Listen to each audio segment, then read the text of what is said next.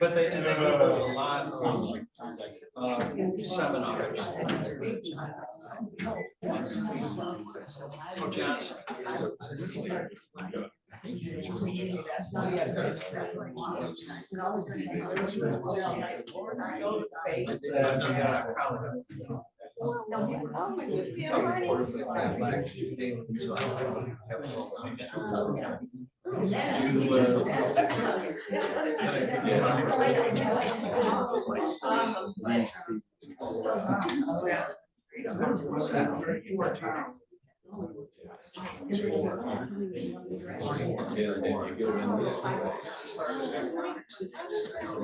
Oh, yeah. Although it's doing better.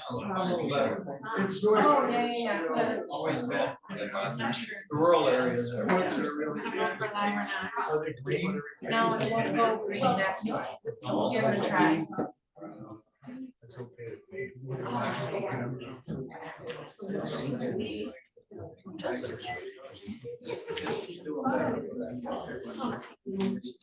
No try for affordable housing. Down there. Always a shame.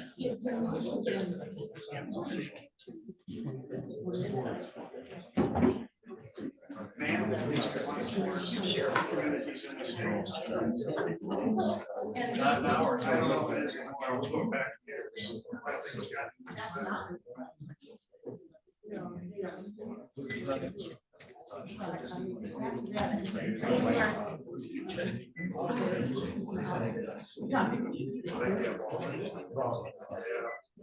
All right, would you call the meeting to order? You can stand for the pledge, followed by a moment of silence. I pledge allegiance to the flag of the United States of America and to the republic for which it stands, one nation under God, indivisible, with liberty and justice for all.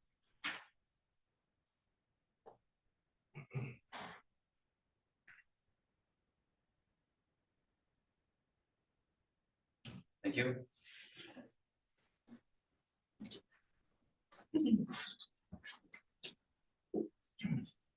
All right, go ahead with the roll call. I'm reminding you to make sure that your red light is on your speaker for me. Commissioner Robbins. Here. Commissioner Walter. Here. Commissioner Bunnick. Present. Commissioner Wessel. Here. Commissioner Campbell. Here. Commissioner Alguier. Here. Chairman Yoder. Here. All present. Thank you. Next up, we got approval of the agenda. You have any late additions or deletions? I'll take a motion. All right. Support. Motion made by Commissioner Bunnick, supported by Commissioner Alguier. Discussion? Not all in favor, signify by saying aye. Aye. All opposed, say nay. Motion carried 7-0. Next up, we have communications administrator update. Welcome. It may be the only update that I can give is that I'm here. But had an interesting first week. Met with all of my direct reports, all 11 of them, in a joint meeting. Discussed certain expectations and things that they can expect from me and that I can expect from them. And we'll be setting up meetings with each of them individually. Most of what took place for me last week was really getting into the flow of how this agenda gets created. So quite a lot of that. Met with clerk staff on a number of occasions, and then jointly with other members of the administrative staff to try to finalize it. And also met with the sheriff's department to deal with some of the issues that they have on their items on the agenda, to understand what they were and make sure that we could truly present them to you as budget neutral. So that's pretty much sums up the last week. Welcome. Thank you. Questions for the administrator? All right, thank you. Next up, we have an update from HR. We have Jennifer here. Morning. I have a slideshow that Lauren was gonna help with. Can you guys hear me okay? I don't know if these are on. So, yeah, I guess you're gonna have to speak up a little bit more because I'm not sure this will work, but these back here work, so Okay, sounds good. just use your high pitched voice. Can do. All right, so I've been here about 6 months and I feel like I have my feet under me and I'm doing a little bit better. So next slide. Maybe. There we go. Okay, so there has been a lot of people leaving and coming in. Some of that has to do with you as well, elected officials. That is a normal turnover that we anticipate. But there was a lot of others. So our total was 44 people in the 6 months that I've been here. And that's a lot of people leaving when you look at a staff of around 130. So ends up to be 34%. So since I've been here, I've gone through the onboarding process with 28 people. Some of you are included in that. And I think we're getting it a little more dialed in. So it took a little while, but I think I understand the process of all of the benefits that we can offer and who they really need to meet with. We have 3 new positions that were added this last year. The facilities director, the IT technician, and the building safety mechanical inspector. We also had one that was transitioned in the union contracts, and that was for an office manager in the building safety department. And I think that that was a good step in the right direction for that, the flow of that office. Next slide, please. I had the opportunity to meet with all of the directors of the departments. So that's 7 individuals that work directly for the administrator. Just to get a feel of where they're at. I did not have the chance to talk to the elected officials. I wanted to wait until Mr. Dyer was here so we could get a better, group read on where we're at, really. So some of the feedback that I got from the directors was that they would appreciate more education. Some of them came from the private sector and they don't necessarily know the flow of the county and when they need to come to the board for certain requests, or if they can just go to finance and work it out that way, or the administrator. So I think there's more of that education that we can provide to them. And I think with Mr. Dyer here, we'll have a pretty good handle on it. They would like to see more in-person appreciation. If you notice something that they've done, maybe just call it out. So that could happen from management, our side, or it could happen from other people. But I think that that would go a long ways with improving satisfaction, work satisfaction. They'd also like to see more constructive criticism from the new administrator. And I don't know that that was provided a lot because Mr. Lewis was in an interim basis, and I don't know that he wanted to overstep or cause riffles in the water, so now that we have an established team, I think that we can make progress in that regard. Some other people had requested a better workout space. Apparently in the past, there was some rooms that were designated to that. Right now, there's the empty room downstairs that has the equipment in it, but it's kind of dirty and dungy, and I don't know anyone who uses it currently. So maybe that's something that we can look forward to. It could potentially lower our Blue Cross Blue Shield bills if people are taking care of their well-being. And then some of the directors would like to have one-on-ones with the board members if you're willing, just to learn more about their department. So next slide, please. Some of the things that I accomplished in the last 6 months were an I-9 audit. So that's the document that everyone who works in the United States is eligible to work in the United States has to complete. And a lot of them weren't completed accurately for a number of different reasons. Somebody didn't sign or date correctly, a whole bunch of reasons. So I went through each of them for every person that's working here or has terminated, and we still have to hold on to the records. It's now accurate. We have I think one other person that I need to meet with, but it was a long process to get all those records up to date. So now we do not have to worry about being in compliance.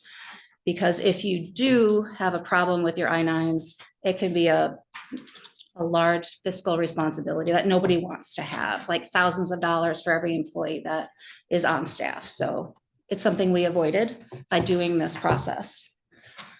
There's monthly and quarterly and annual reports for the state and for federal government. I'm sure you guys are familiar with those. I hosted several benefits meetings. Some of them were here and some were across the road because the 24-hour folks can't always get away from their desks in order to hear the message that we're trying to relay.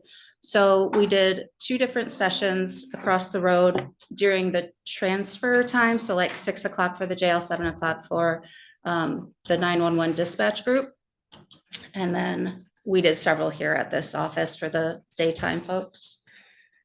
We're still working on union negotiations, but the Teamsters group that did settle, there's quite a few changes. And so it's relaying the message of what the expectations are with the 8-hour-a-day transition and the different holiday change, and just communicating with all the staff on that to make sure that they're comfortable with how to set up their schedules and make it work for everybody.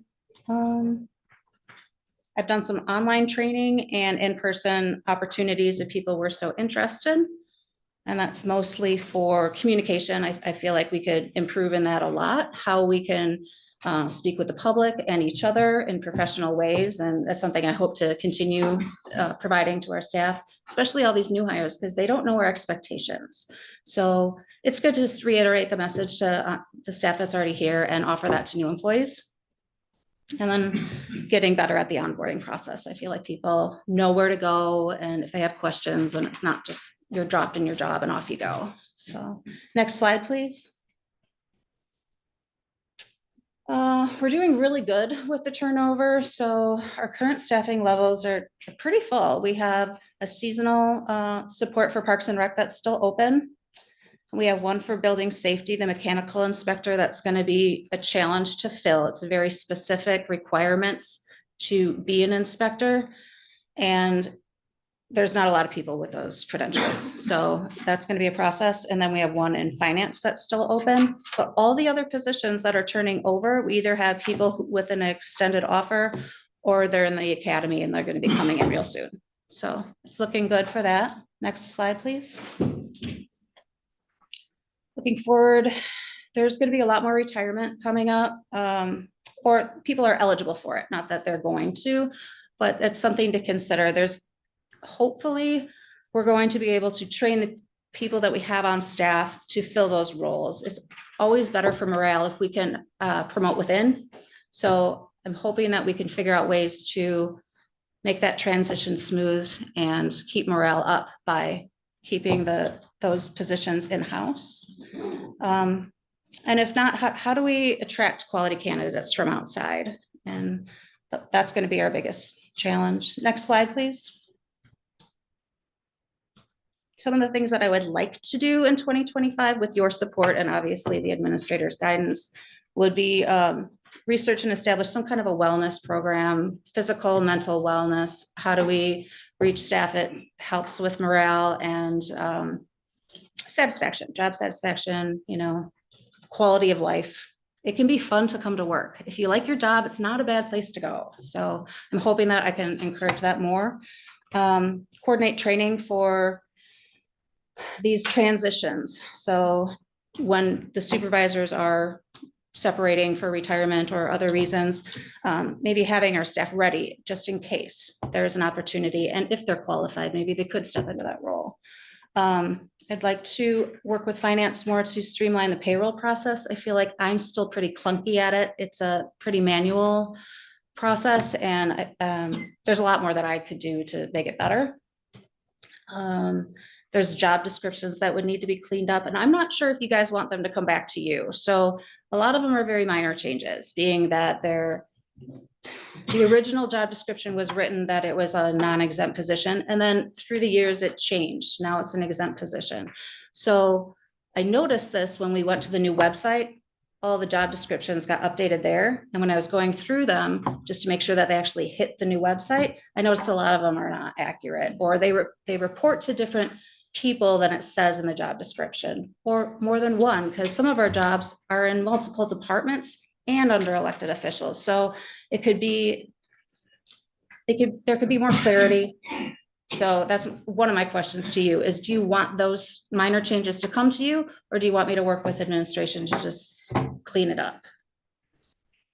And then we're almost done, hopefully, with the union contracts. So making progress, but not quite there. So those are my goals. With your support, hopefully we can tackle some. Questions? Russell? Thank you. Mhm. And, I like what you're reporting. I, for one, would like to see job descriptions, not as much to approve them, but as the staff say, they want us to understand the program. And I think looking at job descriptions is a good way to do that. Okay. So I would value that. We'll present those to you for review and approval as well. Algar? I like the idea of review and approval, so I love that you want to clean them up. Mhm. And we should see. Sounds great. Thanks for what you do. I like my job. I hope other people do too. So, Yeah, Bill? You had mentioned a meeting with directors and heads. And I guess I looked to our administrator on that. At what point, and maybe this is more subjective than objective, but at what point are we stepping out of our role if we're setting policy by meeting with director heads? Is that something you would want to be a part of when we do that, or? I think the process.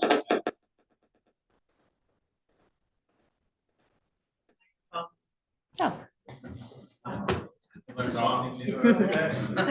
on. I think a good way for facilitating that process would be, again, one thing that I talked about, well, during my interview and since then was the idea of a working, some form of strategic planning with the board. I think that process, as Jennifer describes, could be well facilitated during that process. So you could bring them all into, for you all as a whole, to meet, to ask questions, to understand what their job is. But that doesn't get in the way of giving them effectively if they need to transmit some information to you, it's got to come through me. That's just the way that's the way the path is supposed to work. But there is very good reason for you to have a clear understanding of what they do in their job, and I think that process would be best handled that way. So if we have a cup of coffee, just make it friendly. Yeah, and I made it clear during my in fact meeting with all the direct reports that there will be times when they'll get contact from you that you'll initiate. Times they may be initiating contact with you. The key is as long as that gets reported back to me, so I understand what's coming out, and that it's clear to them and to you that I'm their boss and not you. That's the important thing that they all understand. But I am not at all of the belief that you should never have any contact with my direct reports. That's not that's not how life works. I mean, you're going to have contact with them, even if it's just at the grocery store. That's going to occur. But I just need to know, what that's all about. That's all. Money? You talked about training for supervisor roles. Mhm. Yeah, I also think that we had training for employees as far as customer service that came through NMC. Mhm. I mean, I would appreciate if we looked at that, because I don't think that ever hurts, because we really are here to serve the people. And so if we could give everyone, and probably including ourselves, training in how to serve the people properly would be something that we should look into. okay, And I'm pretty sure they did it through NMC previously. sounds good. I can look into that if that's what the board wishes. Yeah, well, that's good with me. Yes. Anybody else have a question? That's it. Thank you. Thank you. Appreciate the update. All right, next up, we are up to public comment. Each one has 3 minutes, agenda specific. My understanding is the mics up there do not necessarily work, so if you can use your high-pitched voice, that way our audio picks it up, would be great. So do we have any members, public that wish to give public comment? Mr. Kowski.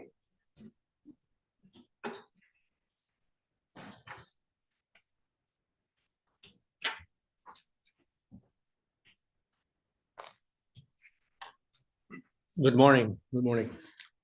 One of the items I noticed on the agenda was the change in county commission meetings somewhere down the line here. And I appreciate that because that county commission meeting is the only meeting where the general public is able to attend after working hours of all the county commission meetings held by the county. All the other times are at different times for the convenience of the board members of those committees, but not for the convenience of the people. First of all, I'd like to welcome our new county administrator, Mr. Dyer. We know you will do your best to prepare and execute the well thought out actions, decisions of the commissioners for the benefit of Leelanau County residents and taxpayers, as required by the commissioner's fiduciary duty and obligation. The administrator's recent ticker interview before the March 1st start date revealed an immediate agenda item planned for Board of Commission and the taxpayers. That's to apparently cause the BOC to spend taxpayers' money on attainable, affordable housing, or whatever you want to call it. Such efforts may indicate there may be some chance that the people will be enjoying the services of an administrator and the 8th commissioner. Now, the housing issue is not mandated in County Law 46.11, and the people of this county have not lawfully petitioned for the county commissioner to become involved in this. Thank you. Mr. Kowski. Just made aware that the mics are working, so I guess you can use your normal voice. Any other public comment? Yes, sir.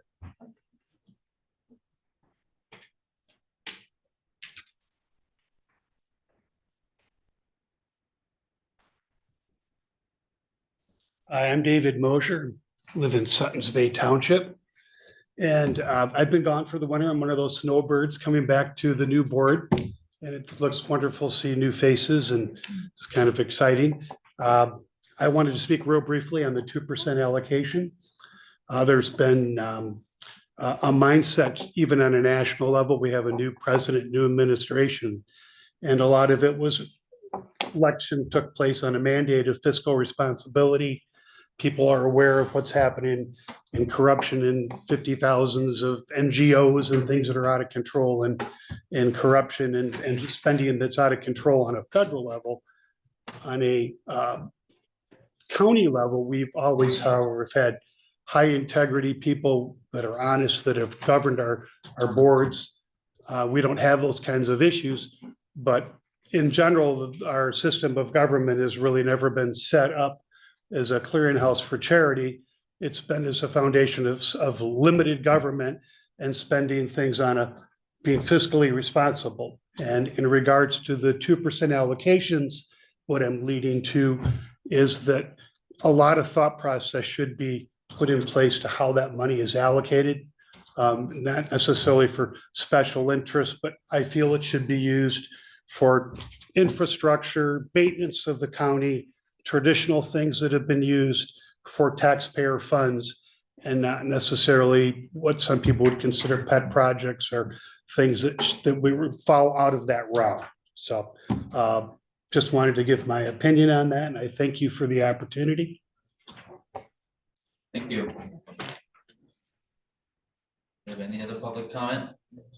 Yes. Steve Tostage from Solon Township. I also agree with Mr. Mosher that the 2% be used for government services. I think pet projects and other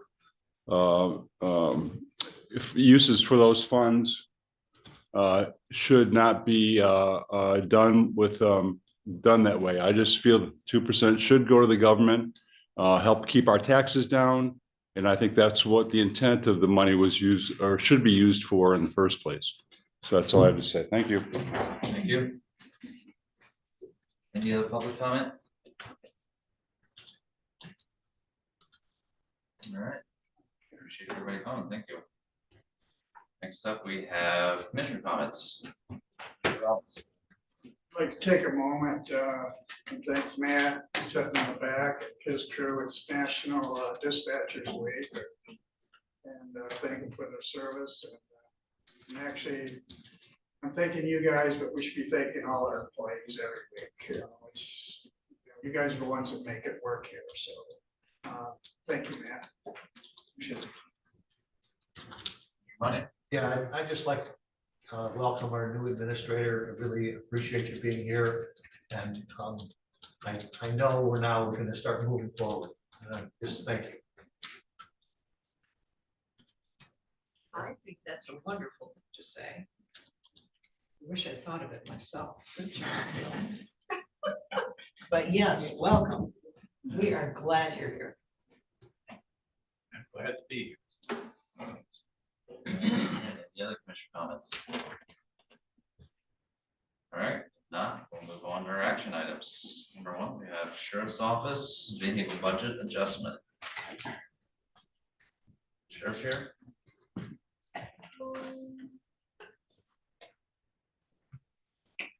Either mic, both work. Okay, thanks for having me. Welcome, Administrator. I share the same sentiments as everybody else. It's good to have some stability here going forward. So you got our proposal. I need to move some stuff around the Marine Safety Unit. We were short personnel. I pulled our member out of the Traverse Narcotics team. He had a vehicle assigned to him. At the same time, we had a vehicle we were using for Marine safety.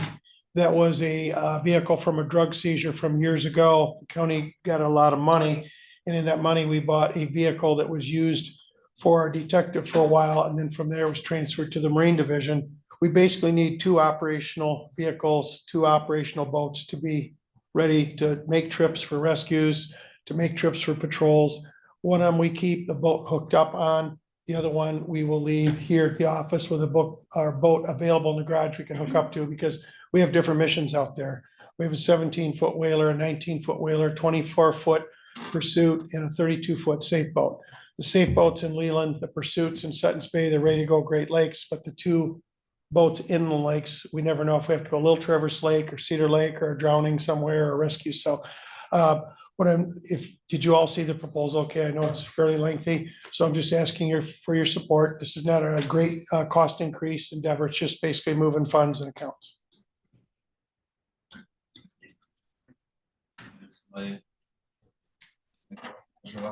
I move to recommend that the County Board of Commissioners approve the temporary reassignment of 2023 Ford F-150 pickup truck, fleet number 23939, from Sheriff's TNT Division to the Marine Division, and authorize the Finance Director to amend the Sheriff's TNT budget as presented. Second. Supported by Commissioner Robbins. Discussion. Yeah, Bill? Are you gonna need decals? You need some So- funds for that too? Nope. So it's all, we do we have people who will give us money specifically for marine safety. For instance, like when someone drowns, sometimes the family will say, we want to do something for you guys, and they'll give money. So we have a separate marine contingency account. We can take it out of there. We're also putting that vehicle on magnetic emblems. So basically, if we switch that back to TNT, we'll change the plates on it and pull the emblems off the side, and it can go back to basically being a nondescript vehicle. So we're not putting permanent decals on it. One warning, if it's an aluminum, which those Ford trucks are, you're not gonna be able to do that. I'm really glad you said that, because honestly, I never thought about that. Been through it. Okay, well, maybe we'll put a perm sticker on it if we have to, I guess. Yeah, well, that's why we have a board. That's why we have multiple brains working at once. Thank you. Commissioner Robbins?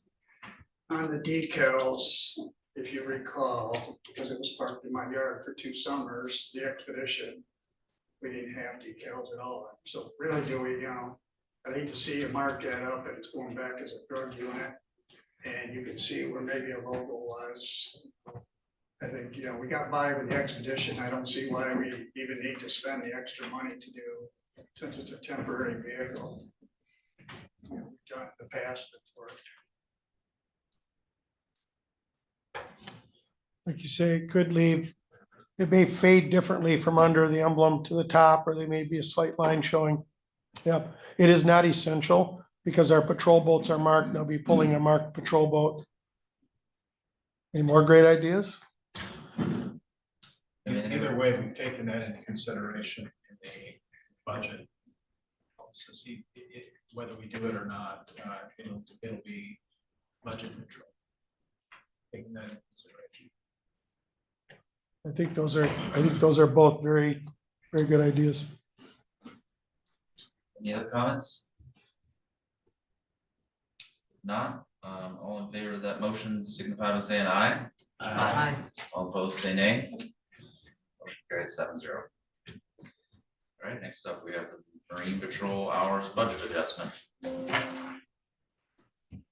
So the budget adjustment, the Marine Patrol, we basically have a commander, and then we have 3 people who are temporary.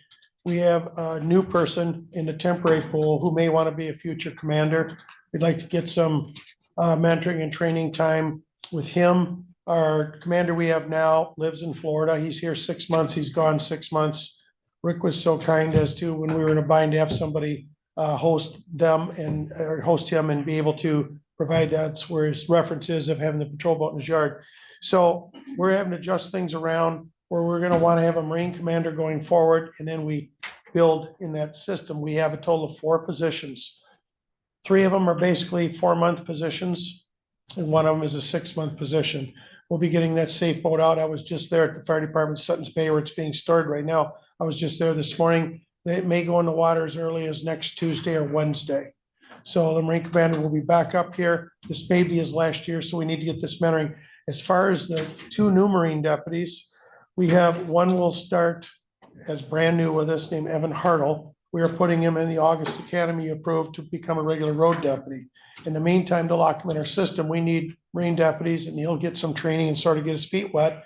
He'll come into that, and he'll join Tyler Porter, who last year that would be the Porters from Sutton's Bay, the fire chief. His dad's a paramedic and his uncle's a fire chief. That would be the paramedic's son. He did a great job for Marine. We're sending him to the police academy in August. So as we lose those 2, I need to bring someone else in to help the other 2 so that we can respond to calls, put boats away, clean them up, and get them all detailed at the end of summer. So there is right now 4 in the position. When the 2 leave, I could pick up one of those 2 positions to help for this fall. We have a young kid from Glen Lake School. He just turned 18, extremely respectful, wants to be a federal agent when he's older, an ATF agent.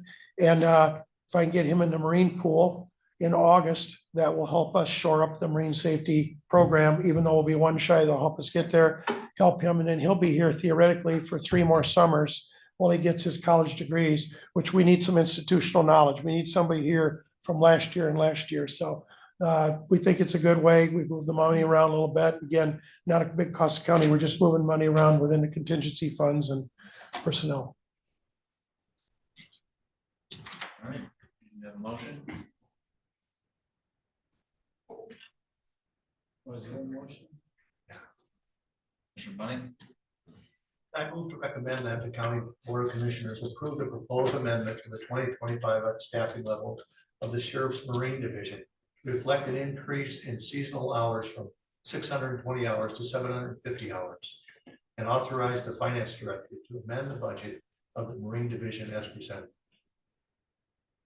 Second that. All right, supported by Commissioner Campbell. Discussion? I just have a question. So where in that did you address the 620 hours to 750? In his starting early? So with our, well, that's a really good question. So our contract with DNR, so we get the funds from the boat registration sold in boats. We split that with the DNR, and we guarantee 4 positions of what's considered a full-time summer position, which there's a minimum number of weeks. So if we run them 28 or 32-hour weeks, we're not meeting the minimums. It's hard to keep an employee part-time and something like that. They're already using their weekends and their evenings and nights and call-outs and rescues. So we addressed that way so that we would have somebody available, which we struggled with honestly last year. We got a lot of complaints around that they weren't seeing the boats where they wanted to see them at the time they wanted to see them. They want to see more visible during the sunlight, the party hours and the noise on the lakes and things like that. It's important that we're there all the time, but the adjustment will give us a little more flexibility when we pull these people into work. We'll get another work day out of them. Instead of being at 32 hours, they'll be at 40. Does that make sense? And you know that I showed some people in the past in our marine room, and I think it would be really good time sometime when we have a break in the meeting here sometime or at the end of a board meeting to come over and get a quick tour of the facilities over there. I was showing people the board on the wall. We have basically a map of Leelanau County, and everybody who's drowned, going back 50 years, we have an orange dot on it. It is an overwhelming thing to look at how many loss of lives we've had in this county in that time period. Car accidents, snowmobile accidents, ORV fatals, suicides, homicides, don't even touch it. We're getting 1 to 2 fatal car accidents a year. We had 1 drowning last year. We can't prevent everything, but we've had a tremendous impact on the boating safety. And because we're surrounded by 3 sides on water, we felt it was necessary to make these adjustments. Commissioner Buntington, Commissioner Robbins. Yeah, I guess when I looked at this, increasing the hours, I was hoping you were expanding out into September and May more. Is that really gonna happen? Yep. Because I mean, they're coming before Memorial Day, they're still staying after, Labor Day, So how about Monday? So if this is approved today, the commander is in the process of, he's in a hold on a lease, to lease for 6 months up here. So he and his wife will come up here, they'll leave their home in Florida. She's a lawyer, she works out of home. They'll basically work out of here. On the 14th would be his first scheduled day of work here. We would start, we hired a guy named Steve Freeman. He's a retired Ford engineer and he dealt with like complaints and issues. He's really good at PR type stuff. And he has a real interest in boats, been around boats his whole life. He and Steve would start this coming Monday. They would get the boats out of the sheds, out of the barns, ready to go, get everything good to go, all the radios up to speed, all the EPIRBs on the equipment. And so it would start early and then it would go till through the end of September. Commissioner Robbins. Sheriff, you know my background, you know that I ran a Marine division, actually I've been with 4 departments, and when I saw this, I'm like, what's going on here? You had a budget last fall, no issues there, nothing was brought up. You've been in contact quite regularly with the senior deputy.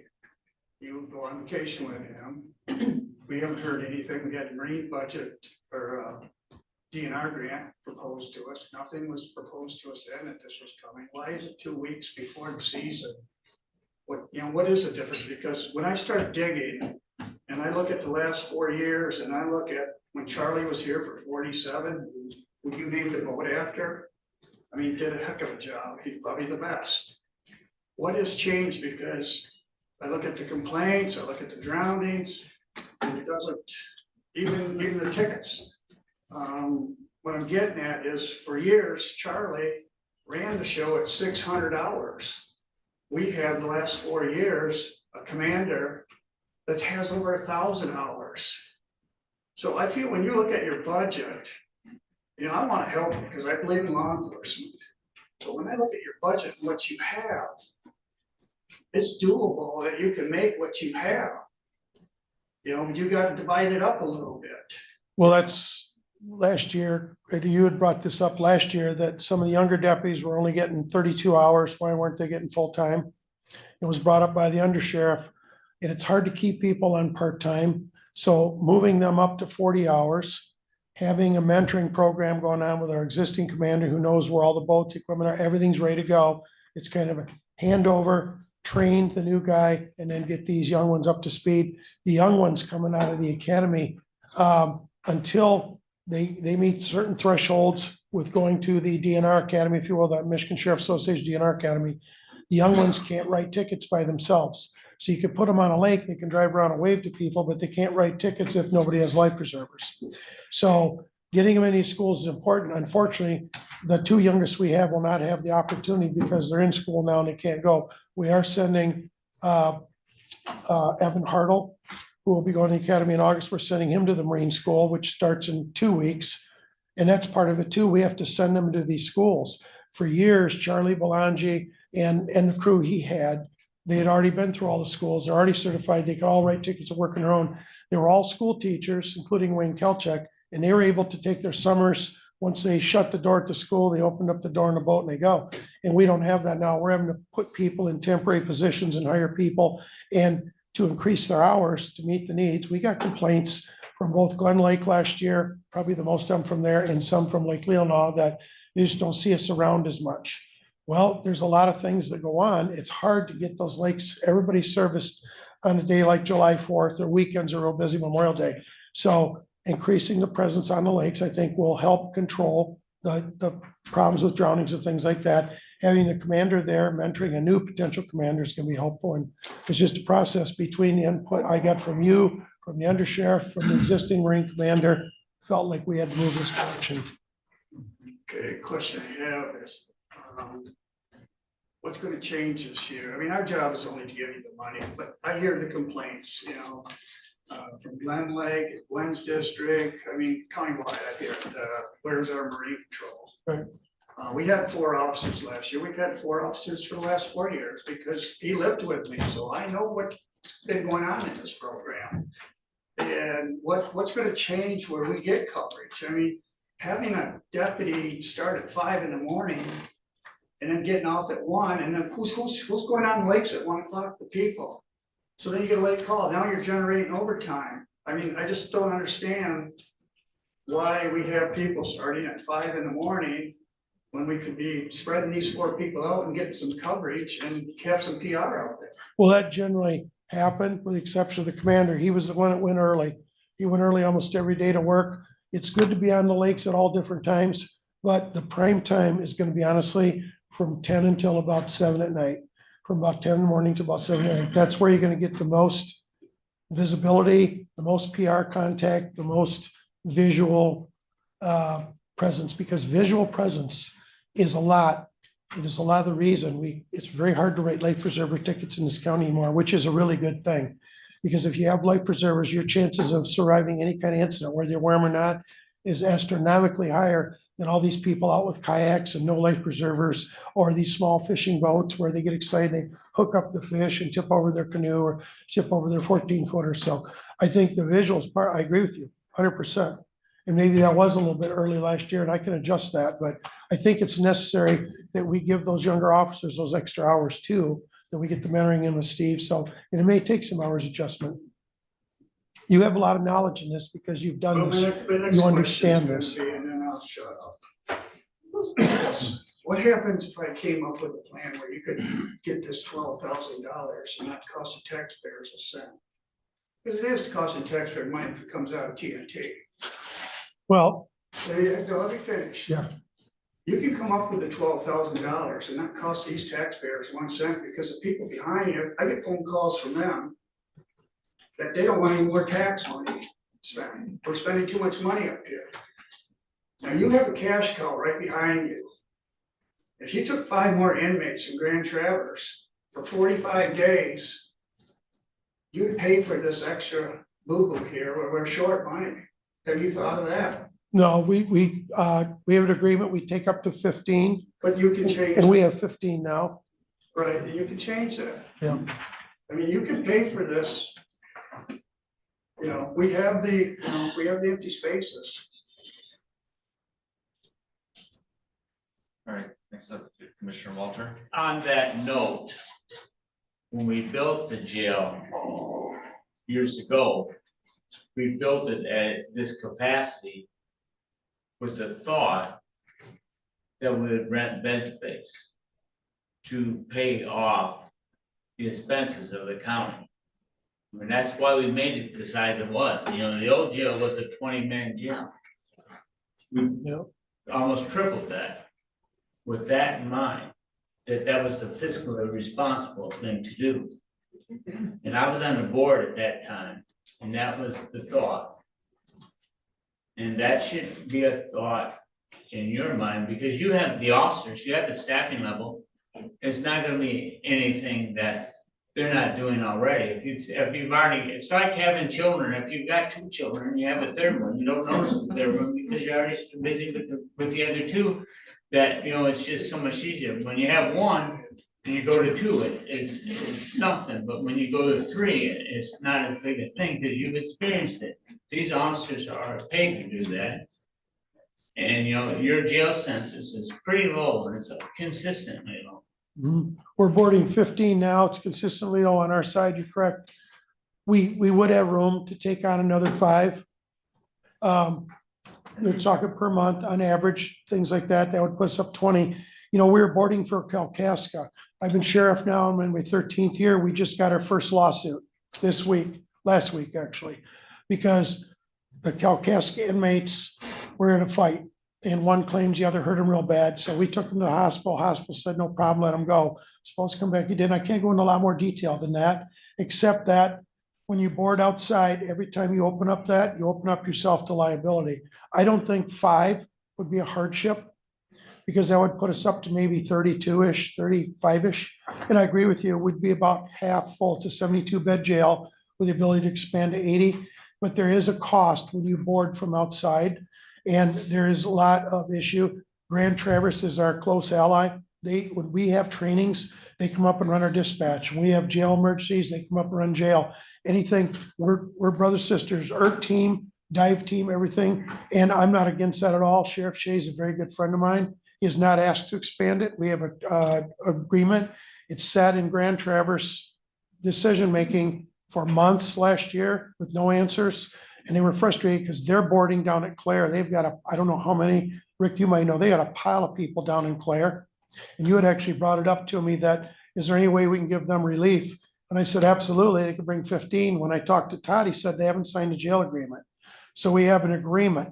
And to move that from 15 to 20 is not a problem. I think if we move it from 15 to 25 or 30, we might get on that edge again of the problems we have with Kalkaska. I understand that, but that is a thought. Yeah, well, that's a good thought. I mean, it's funny because I wish a lot of this would come to me ahead of time. Because a lot of these things are like, good idea, just kind of like the magnetic emblems on aluminum, the stuff we're talking about this morning. There's some good ideas out there. And if we have to shift our stuff, I'm always willing to take input from people because I want this to be successful. I don't want to create a burden for anybody in the county. And I think that's a very good idea. And again, the jail was not built to make money. And as you said, you had contingency that it could, but our job is not to make money off inmates. But if we have the capability to, we're foolish not to, as long as it doesn't increase exposure and liability and problems like that. So I wish I'd go into more details in the Kalkaska situation because zero harm, zero foul on this end. Our deputies did a great job. They went in and broke up the fight. And that's probably all I can say about that. And for whatever reason, they want to blame the fiduciary agency, us, is beyond me. But that again, takes $5 and a fool for a lawsuit. So, but yeah, no problem with that. Yeah, Bill? And I appreciate the jail discussion. I mean, maybe that should be a separate time and because then we would have numbers and figures and be a little more prepared to talk about it. It seems to me, back to what's on the agenda, it seems to me you're trying to set a schedule with folks who you don't know who their schedules are every time during the budgeting process. So my suggestion, and I'm not sure how we can work this into a budgeting process, is to give you, and rather than have these individuals with a set number of hours, every one of them with a different time to end school, start school, go south, whatever, that somehow we work some flexibility in that to you and give you a total number of hours in the Marine Division, and then you use them how you can best utilize them for the public. That's my own comment. And that's what the undersheriff's thought was, that we had X number of weeks we have produced for DNR to get that grant. When we say we're going to provide this many people, we have to have full positions in there. I've given the Marine commander the ability to, like, if somebody's mom's getting married this weekend, doesn't sound right, does it? Mother-in-law's getting married this weekend or whatever. I don't know, let's rephrase that. They're going to a Tigers game. But it gives them, yeah, last year I was trying to avoid the wedding because this is what the young ones all do to us every summer. We get these young people we hire, they go, oh, my best man and my best buddy's wedding, or my sister's getting married. Well, we need them on all weekends in the summer. This is basically an indentured servitude type job. That's when people are out voting. So basically, giving the commander, look, if he has to have the weekend off because the sister's getting married, then maybe you can work that even though it's your day off. We try to flex it that way. Try to make the division work and move forward. They give some flexibility. We had one last year, 2 years ago, basically wanted Saturdays off, like, well, you can't work here then. So that flexibility, I'd like to keep that so that if you give me the hours, we'll make it work within that. And that would be easier for me to do. And that really is a job of the sheriff to make sure that that stuff is happening and make sure that we have the boats available on the water and available for emergency calls. And, last year we had a lot of training on the new safe boat. And to get that in the water, that's an asset that's unbelievable now for this county, but it took a lot of training time, a lot of effort, a lot of equipment. And when we get these boats ready in the spring and put them away in the fall, there's a lot of manual labor involved with that, keeping these boats in good shape and running so we can pull them out of bar and use them in emergency. So. You have any other questions? All right, if not, I have one question here. My understanding, based on reading through what you submitted here, my understanding this is all budget neutral. You drew out of the TNT fund to put into the marine fund. Well, we so that's moved the neutral. TNT vehicle from TNT, the request is move from TNT over to marine because that old gray truck we're using is dead now. That's out of business, so we have to have that. We have contingency funds in Marines. We've had people give us money in a specialty account that, like, let's say we need special type of life preservers or some equipment or some boat repair. We did that to basically enhance the county budget. If people are willing to do it, that's awesome. So we basically took that and took some of that money and switched that in. So to basically, so it's more cost neutral, if that makes sense. Yeah. So let's say because I understand you have no one in TNT, let's say the end of this, I'm assuming that's what that position will be vacant the rest of the year, because what if in a couple months you come back and say, hey, we need the TNT vehicle back there again. Do we need to move that back then? And then we're in a hole, that's my question with that. Well, you could theoretically shift it back and forth. This is one of the things between leadership, management, and micromanagement. It's a very difficult thing. We have this much money to work with. We have this much job management decisions to make. When we try, we can't go into a lot of details on TNT, but I can tell you that not one person over there right now wants to go in TNT other than one we had in there last year. We had to pull out and nobody else is interested in it. So I don't know what our future is going to be as far as contributing to TNT, which then could jeopardize that funding and position down the road. I would like to say we could have 2 people in TNT, but when you ask people to do that type of work, that's something, is anybody interested? You don't mandate or force that. So I don't know. I do know we drew back. We pulled our second diver out. John Donahue is retiring in a couple of weeks. He's a retired Coast Guard rescue swimmer. When he retires, we're not going to refill his dive position. And we're obligated to the regional dive team. So we have a drowning to recover bodies. So we're going back to 1 diver instead of 2. We pulled someone out of TNT. We've got other things. We lost a canine unit when he took a job downstate at $45 an hour. And he left us with a great dog. So we've had to draw in and adjust some. And that's where this idea of keeping that vehicle kind of the in-between, that it may go back to TNT or it may stay in Marine depending on future operational needs. I'll just have to approach you as I find out what our needs are. I might be able to evaluate that or express that a little bit differently. And I really think Kathy is our finance director. She and I had a lengthy talk into how to do this, that it is truly budget neutral. And we have to take into consideration really 2 things happening here. There's dealing with the vehicle, which is a motor pool vehicle anyway. So all we're doing is taking essentially the funds that were allocated within the motor pool for actually it's the repair and maintenance, gas and oil, that sort of thing. Moving that, it stays within the motor pool, but we're moving that from the TNT side of the budget to the marine side of the budget, okay, for the vehicle. And for the rest of the costs, the employment, we're also, Kathy was able to identify how would I call it, non-salary costs that we could move or expenses that we could move to the Marine budget. So we're still funding, fully funding and not changing the dollar amounts for the salary for TNT officers should we ever fill that. And then again, as the vehicle might move from one purpose to another, we can move money within the motor pool fund from one budget to another. So that's how we really have made this, retain this as a budget neutral decision. Okay. Go ahead, Commissioner Ungar. I just have one comment.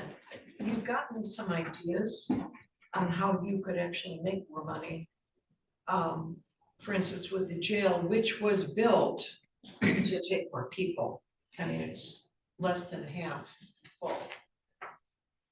Would you consider trying to figure that out this week with all the ideas you've gotten? And then if you still need the money next week, come back? Sure, whatever the board would want to do that.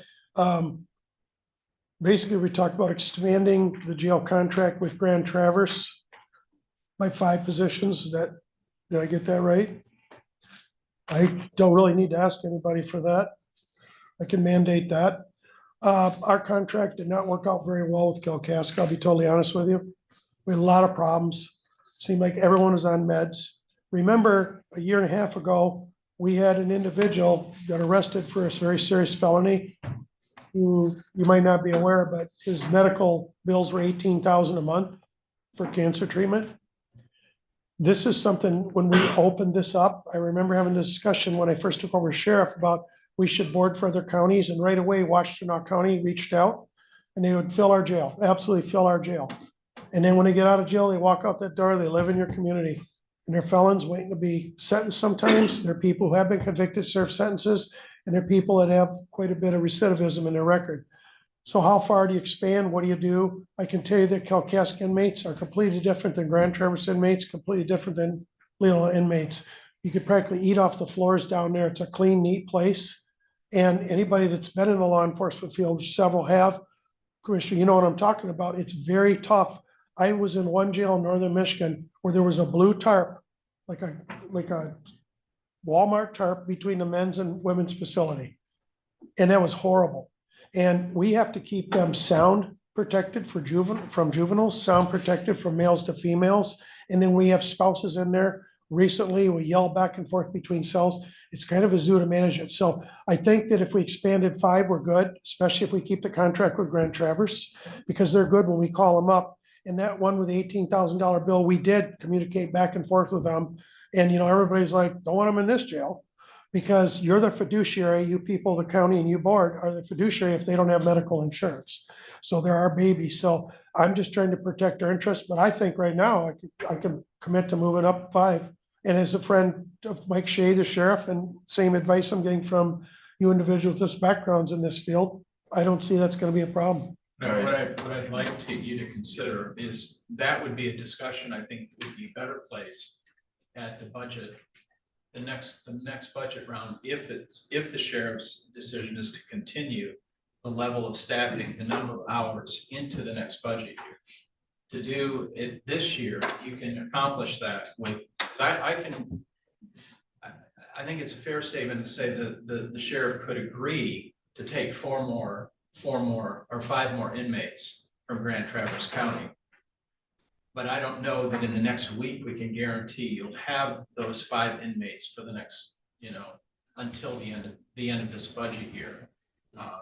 If you're going to do this, I would encourage you to do it as the finance staff has recommended with the budget adjustments. Funds that, in fact, the instructions were to look at funds that have not been expended today. Not to look at funds that would be expended into the future. All right, yeah, I have one thing to add. Yeah, I was just going to say, TNT, we're sitting without an officer. The patrol car is not on the road. The TNT budget is a 12-month budget. The Marine budget is the seasonal budget. So that is, you're taking a car, reassigning it from TNT to Marine.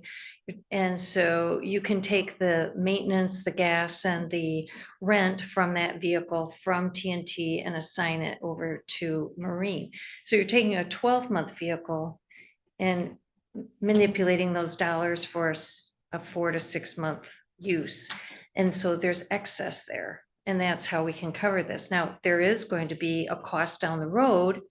If TNT gets up again, then your net cost increase to the Marine budget is about $12,000. And that's, so this year we can solve it, but if it continues and you restaff TNT, it is a $12,000 increase to have these extra hours in the future, like Can I ask for- administrators stated. Just a Yeah, point of clarification. So in the, I know this says, seasonal Marine Division as presented, but Sheriff, you did state, are you looking to take the donation line item of 5679 and build that into your salaries? So in essence, Kathy can do less from TNT and you've taken the salary and you're now going to adjust that to 0.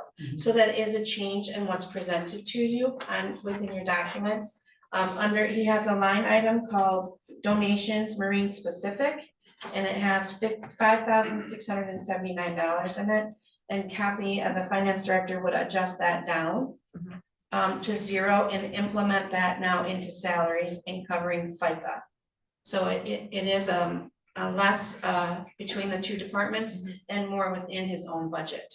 But I just wanted to know, because that would be changed in this motion as presented. yeah, and Sheriff did mention that, and I did not do that in this proposal. But is that what you would like to do? Yes, Okay. not only that, but our canine fundraiser golf outing we have every spring, this will be our 4th. Now that we're back to 1 dog, we have good money in that account in case the dog needs a surgery or broken, whatever happens.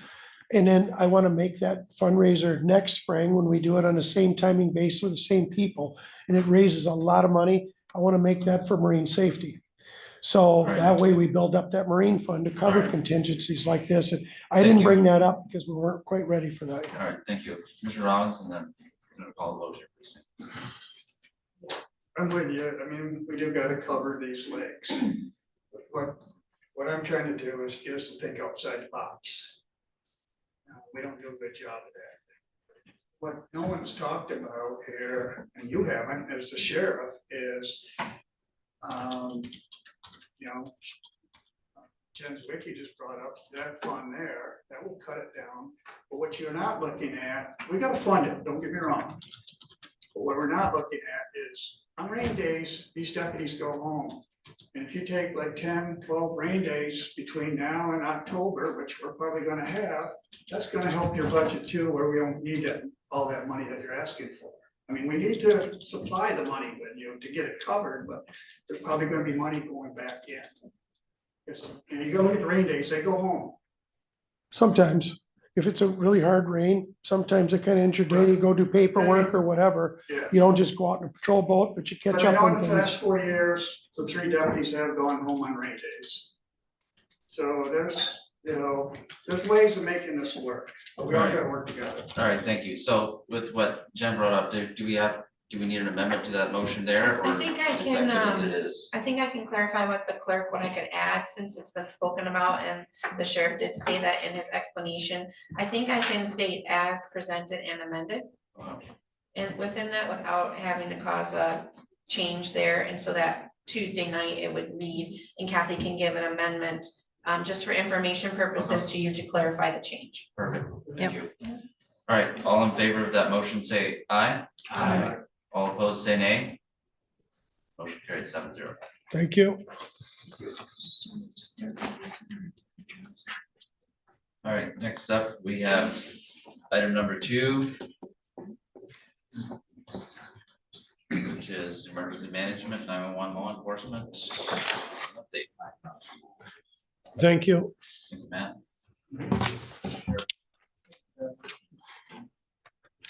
Good morning. All right, thank you for allowing me to speak before the board today. Thank you for acknowledging National Telecommunicators Week. April is a big month for dispatchers and yeah, we appreciate the recognition, so thank you. What I want to talk with the board today is some changes that are coming to our radio communications. Back in 2017, all emergency services agencies in Leelanau County transitioned to the 800 megahertz radio system. So we jumped on the Michigan Public Safety Communication System, the MPSCS, which is owned and operated by the state of Michigan.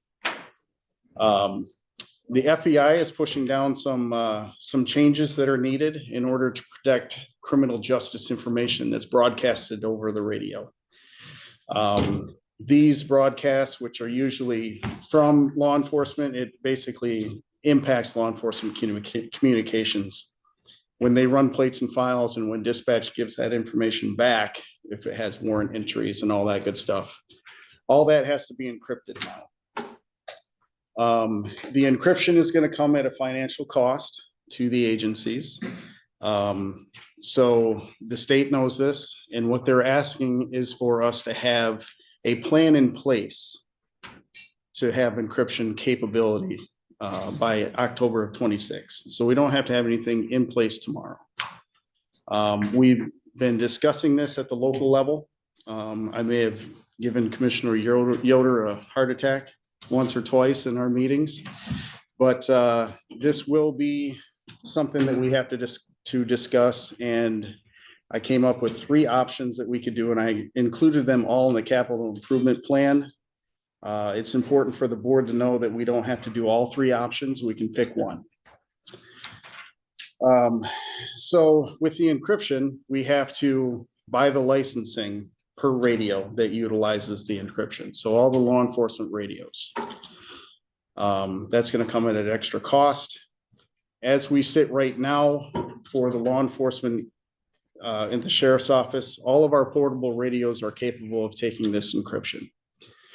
The mobile radios that they utilize in their vehicles, they will be end of support by the end of September this year. So unfortunately, after that date, we would not be able to push the encryption. For that option, if we were to move immediately and encrypt all the radios that we currently had, the discussion that we've had at the local level at the 911 meeting and the fire chiefs is that we're pushing good money after bad. So that is not being recommended by the 911 committee or the fire chiefs. We don't need to have this solution in place until after October of 26. So what I would like the board to consider is to take an active role in this communication that we're having at our local meetings. So the Fire Chiefs Association meeting would be the primary outlet for this. All of the law enforcement agencies in the county have a seat at that table, as well as the fire and EMS. So we've had discussions with Chairman Yoder at the 911 meeting. If we could have 1 or 2 members of the board to take an active role in that discussion, I think that we will have a better chance to get the solution that we need in place. And again, we just need the plan in place by October of 26. And our options have been outlined in the capital improvement plan. And not quite as steep as what the chairman was fearing, but it will be at a financial burden. I have a question. This is mandated by the state of Michigan, so we are required to do it. We will be required to do it. The FBI is actually pushing it on the state. They actually kind of govern all the criminal justice information securities.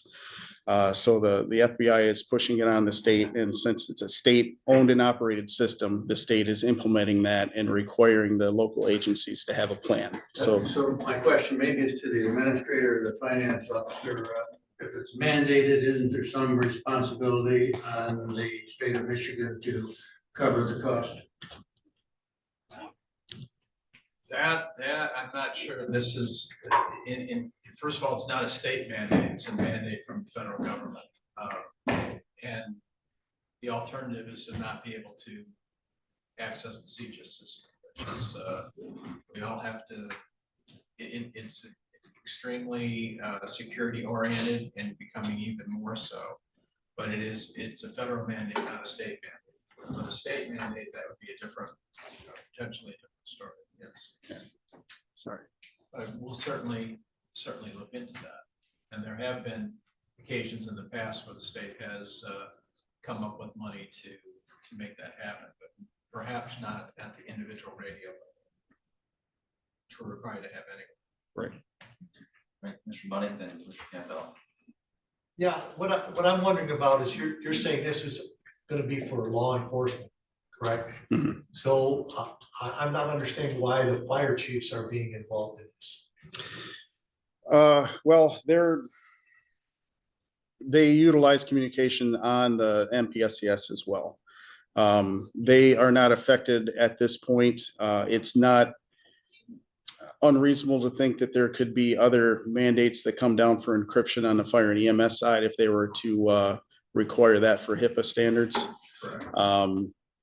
But yeah, their radios will not be affected. We will not have to buy encryption for the fire and EMS at this time. But so you're thinking that it's in, for the future, they may be involved, so at this time, we're involving them in making a decision? Yeah, I mean, if basically with the radio encryption, the radio purchase that we had, we're getting to the end of that lease that we had. I think this year is the last payment that we have. If we were to pursue a different radio other than Motorola, the fire chiefs would definitely need to have that be in on those conversations. So if we were to stay with Motorola, it probably wouldn't be as important for the fire chiefs to have a say in what happens. But if there's any possibility that we could change the radio equipment that we have in our cars and on our persons, the fire chief should be involved. And Motorola will be very aggressive in trying to keep the county involved with their systems. I've experienced that on a number of occasions. They're very aggressive in their market. Commissioner Campbell. Commissioner Romero. Could you help me understand Mr. Yoder's happiness over the cost difference? What kind of cost range are we looking at? Yeah, basically, it kind of depends on which option we go to, but if we just went straight up with encryption, it's an additional $700-ish per radio that we have to basically take on. Yes. Was that a split cost with local governments before? When we made the initial purchase back in 2016, the county took on the purchase. What we did is we shared the expense, had an ongoing annual maintenance fee to the local fire departments. So they still submit those payments to the treasurer's office. So the state of Michigan owns this system. I'm having a hard time understanding why there are regional talks. I'm surprised the state doesn't just say this is what you need. Yeah, there are many different options as far as what kind of encryption you want. So there's different types of encryption you can put on the radio, and it gets very technical, and I don't have my head wrapped around it all myself. But in order to communicate on the encrypted channel, all the radios have to have the same type of encryption. So we've identified what encryption we believe we need to be able to speak in Leelanau County as well as throughout the northern Michigan. So the state has said, these are the options that you have to move forward. You need to have a plan in place by October of 26. So we started those conversations to see what our options are to move forward. Just seems confusing to me, but anyway. It is. In what budget year should we be looking at for the actual purchase? Well, I think the budget year of 27 would be pretty reasonable to identify. Depending on what option the board feels comfortable with moving forward, it could be sooner, but I think the 27 would be a good target year right now. And there are going to be no federal or state grants helping that area that you can envision down the road? More than likely not, especially with the cease at the federal level about some grants that have been turned off, if you will. I don't know what to expect. We could have some of the grants. The Assistance to Firefighters grant has been a primary grant that local agencies have utilized to re-equip their counties with radios. If we could do that, that would be great. The fire chiefs would have to be part of that as well. But as the federal government stands right now, I don't want to say that that will definitely be here either. Mr. Algar, then Mr. Walter. Quick question, how many radios are you talking? With the law enforcement, we're talking less than 100. We're right around 93 that we're talking about need to be addressed by this mandate. Times 700 apiece. Depending, I mean, there are different options. If we were to purchase new radios, the encryption would be included in the new purchase. So there are a number of different options that we can discuss. Mr. Walter. So when I was active in this years ago, before I retired, when you had an event, you know, that would open a regional channel, and the state would open a channel for all the radios could get on that channel to communicate. And that's why the system is set up regional. So that if we have an event in northern Michigan where the different departments are all communicating with this event, they can all go to the same channel, so they all have to be on the same system.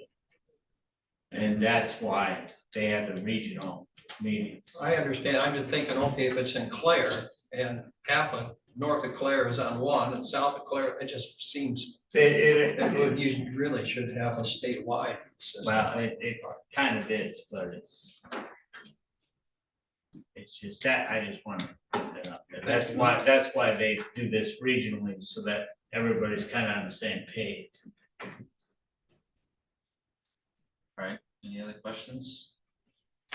Question I have for administration is, what's that? Are you still happy, Steve? Well, I'll just say the first meeting we had was quite a sticker shock. The second meeting we had was more, okay, we can handle that, you know, so, but no, I'm confident we can make it work. It'll be fine. We got a couple years to plan this out, we'll be just fine, so. One question I had for administration, Matt brought up about 2 people on a committee that they want to put together. Is that something we can do at this meeting, or is that something we need to have on the agenda next month, or what's the protocol for that, or do we just pretty much, I mean, is that a vote that needs to be taken, I guess? It's a vote. You could discuss how you're going to do that at this meeting and perhaps ratify it at the next meeting, if you want to suggest. But I think, tell me if I'm wrong, I'm part of that committee regardless, correct? Yeah, you do have an invitation to those meetings, so it would be good for you to be there as well. Right, so I think a commissioner that'd be willing to work directly with me to deal with this would be a good idea. Mr. Bunny? Yeah, I mean, I would volunteer to be on it, but I do think it's up to the chairman to appoint someone. I don't think that it's a vote, and then we decide, I mean, we can vote against that, but basically it's the chairman to appoint someone. Yeah, you could either make a decision at this meeting or defer it to the next meeting to give the chairman a chance to make contact with you all, see what your interest is and that sort of. Okay. Yeah, I'll deal with it at we'll do it next Tuesday or something. But I appreciate the update and getting everybody up to speed. So I'd make a motion to move this forward to our regular meeting.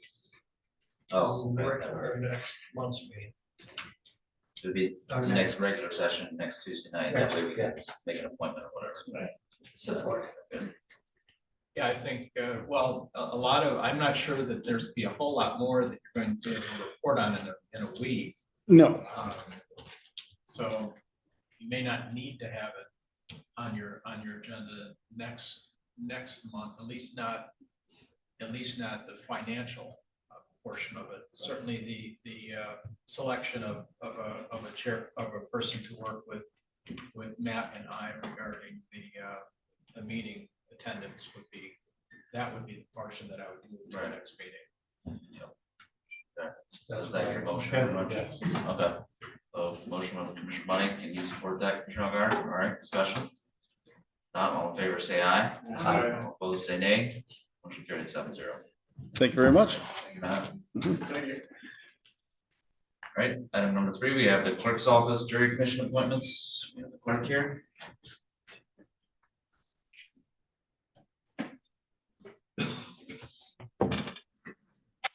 So I think my EBS is pretty self-explanatory. I've only got one to fill today, and it's the reappointment of Jane Keene. Her, and has been endorsed by the circuit court judges, which is what you make your motion off of. Is there, I recommend to them, and then they recommend to you. And I am going to have another one to bring to you next week, because Steve did have to resign, so I'll be seeking someone else to fill his position. But at least this will give me 2, and then I'll have 1 Republican and 1 Democrat on here. I'm not sure, I was asked if we, it was said in very kind, like maybe we were mixing our elections with our jury commission.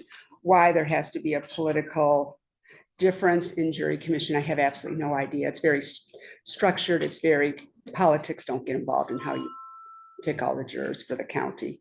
But anyway, that's my request, is to request Jane Keene be appointed to the jury board for a term ending April 30th, 2031. Mr. Robbins, I move that the Leelanau County Board of Commissioners reappoint Jane Keene to the Leelanau County Jury Board for a term ending April 30th, 2031. supported by Commissioner Algar. Discussion? Not, all in favor, signify by saying aye. Aye. Opposed, say nay. Thank you. Thank you. I'll be back next month with another one. All right, sounds good. All right, next up, we have Parks and Rec, who will amend the bylaws. Something you want to take on? I can certainly do that. This is, these bylaws were actually amended and recommended to you by my predecessor, Mr. Lewis. And he's outlined in his executive document some of the main points that that were important changes for him. In addition to that, it occurs to me, or as I reviewed them, the main reasons for the change were, again, to designate the facility department as responsible for parks, which was, I understand, the decision that we've made in the past. Also to reflect the administration department's role with the commission regarding the preparation of minutes and that sort of thing. And then finally, to confirm the role of the commission as a recommending body rather than a body that makes a final decision regarding the spending of budgets for the parks. So that's the main reason for the bylaw changes. Ask that you consider supporting that recommendation. Robbins? I move to recommend that the Board of Commissioners to approve the Parks and Recreation Commission bylaws as approved by the Parks and Recreation Commission meeting of March 18, 2025. Support. Supported by Commissioner Wessel. Discussion? Just one, should it say approved or recommended by the Parks and Recreation? Does it make a difference? I think we originally suggested it as a recommendation because if there were changes to be made, you would end up having to approve it at the next meeting. If there's no, if you don't anticipate any changes, you can certainly approve them today. No. Just the motion would simply be changed to approve rather than recommend. My point dealt with where it says where it was approved by the Parks and Recreation Commission. Yes, meeting. that's it. That would be a good point. It should say they recommended approval to you. Correct. I understand. I misunderstood. Right. And we can just change that for next. Yes. Don't worry about it. Yeah, for sure. Any other discussion? Mark, you seem a little. No. Everybody understand that change? Good with it? All right, any other discussion? Not, all in favor of that motion, say aye. Aye. All opposed, say nay. Motion carried 7-0. Next up, we have the information technology, final phone purchase. Yeah. Hello. It's okay. It's yours. I'm just asking for approval to purchase another 20 IP phones, the desktop phones that all the staff use. We have a motion. Mr. Wessel. I move to recommend that the county board of commissioners approve the quote from DSB Communications for $7,735 to purchase 20 Mattel IP phones with funds to come from data processing funds ending in 970.000. Second. Supported by Commissioner Robbins, discussion. Kathy? Yeah, it'll actually come from the telephone fund, and that's Fund 656. It was in the capital outlay request IT submitted. It is, we did build it into the IT budget of 636. We'll have to purchase the phones in, or 656, which is the telephone fund. So if I could ask you to amend your motion, and then you'll see a budget amendment. It's in your approved budget for IT, but I'm going to move it from IT to telephone. Is that track? Supporters with that, Commissioner Robbins, are you good with that? All right. Any other discussion? All right, not, all in favor of that motion, say aye. Aye. Opposed, say nay. Carried 7-0. Thank you. Thank you. That was easy. Yep. All right, next up, we have Finance, Michigan Intelligence Defense Commission, MIDC. Sure. This time of year is when Indigent Defense MIDC cost analysis is presented to the state of Michigan.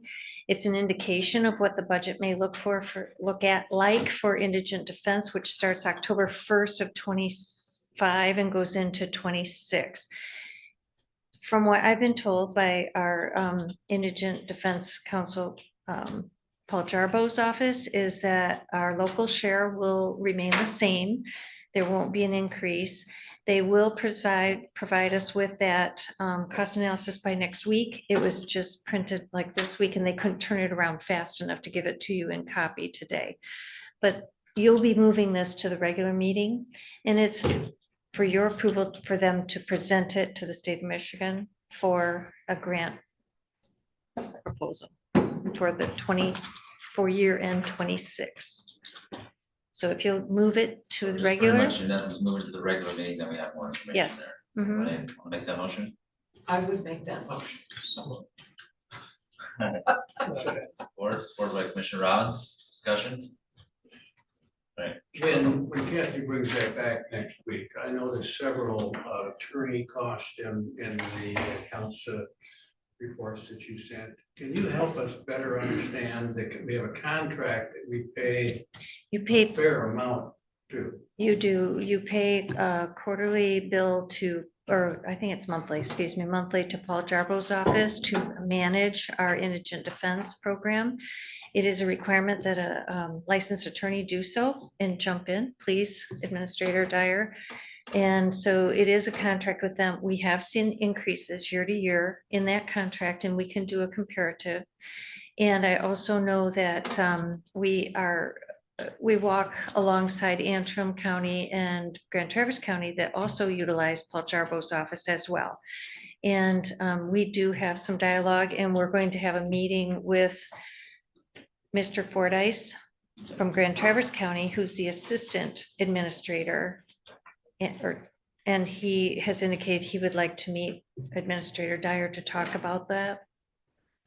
I think that that bill to Jarbo is significant. It is. I want to say it's around 50,000, if I recall. I thought it was 60, but. I will look that up and get it to you. All right, any other discussion?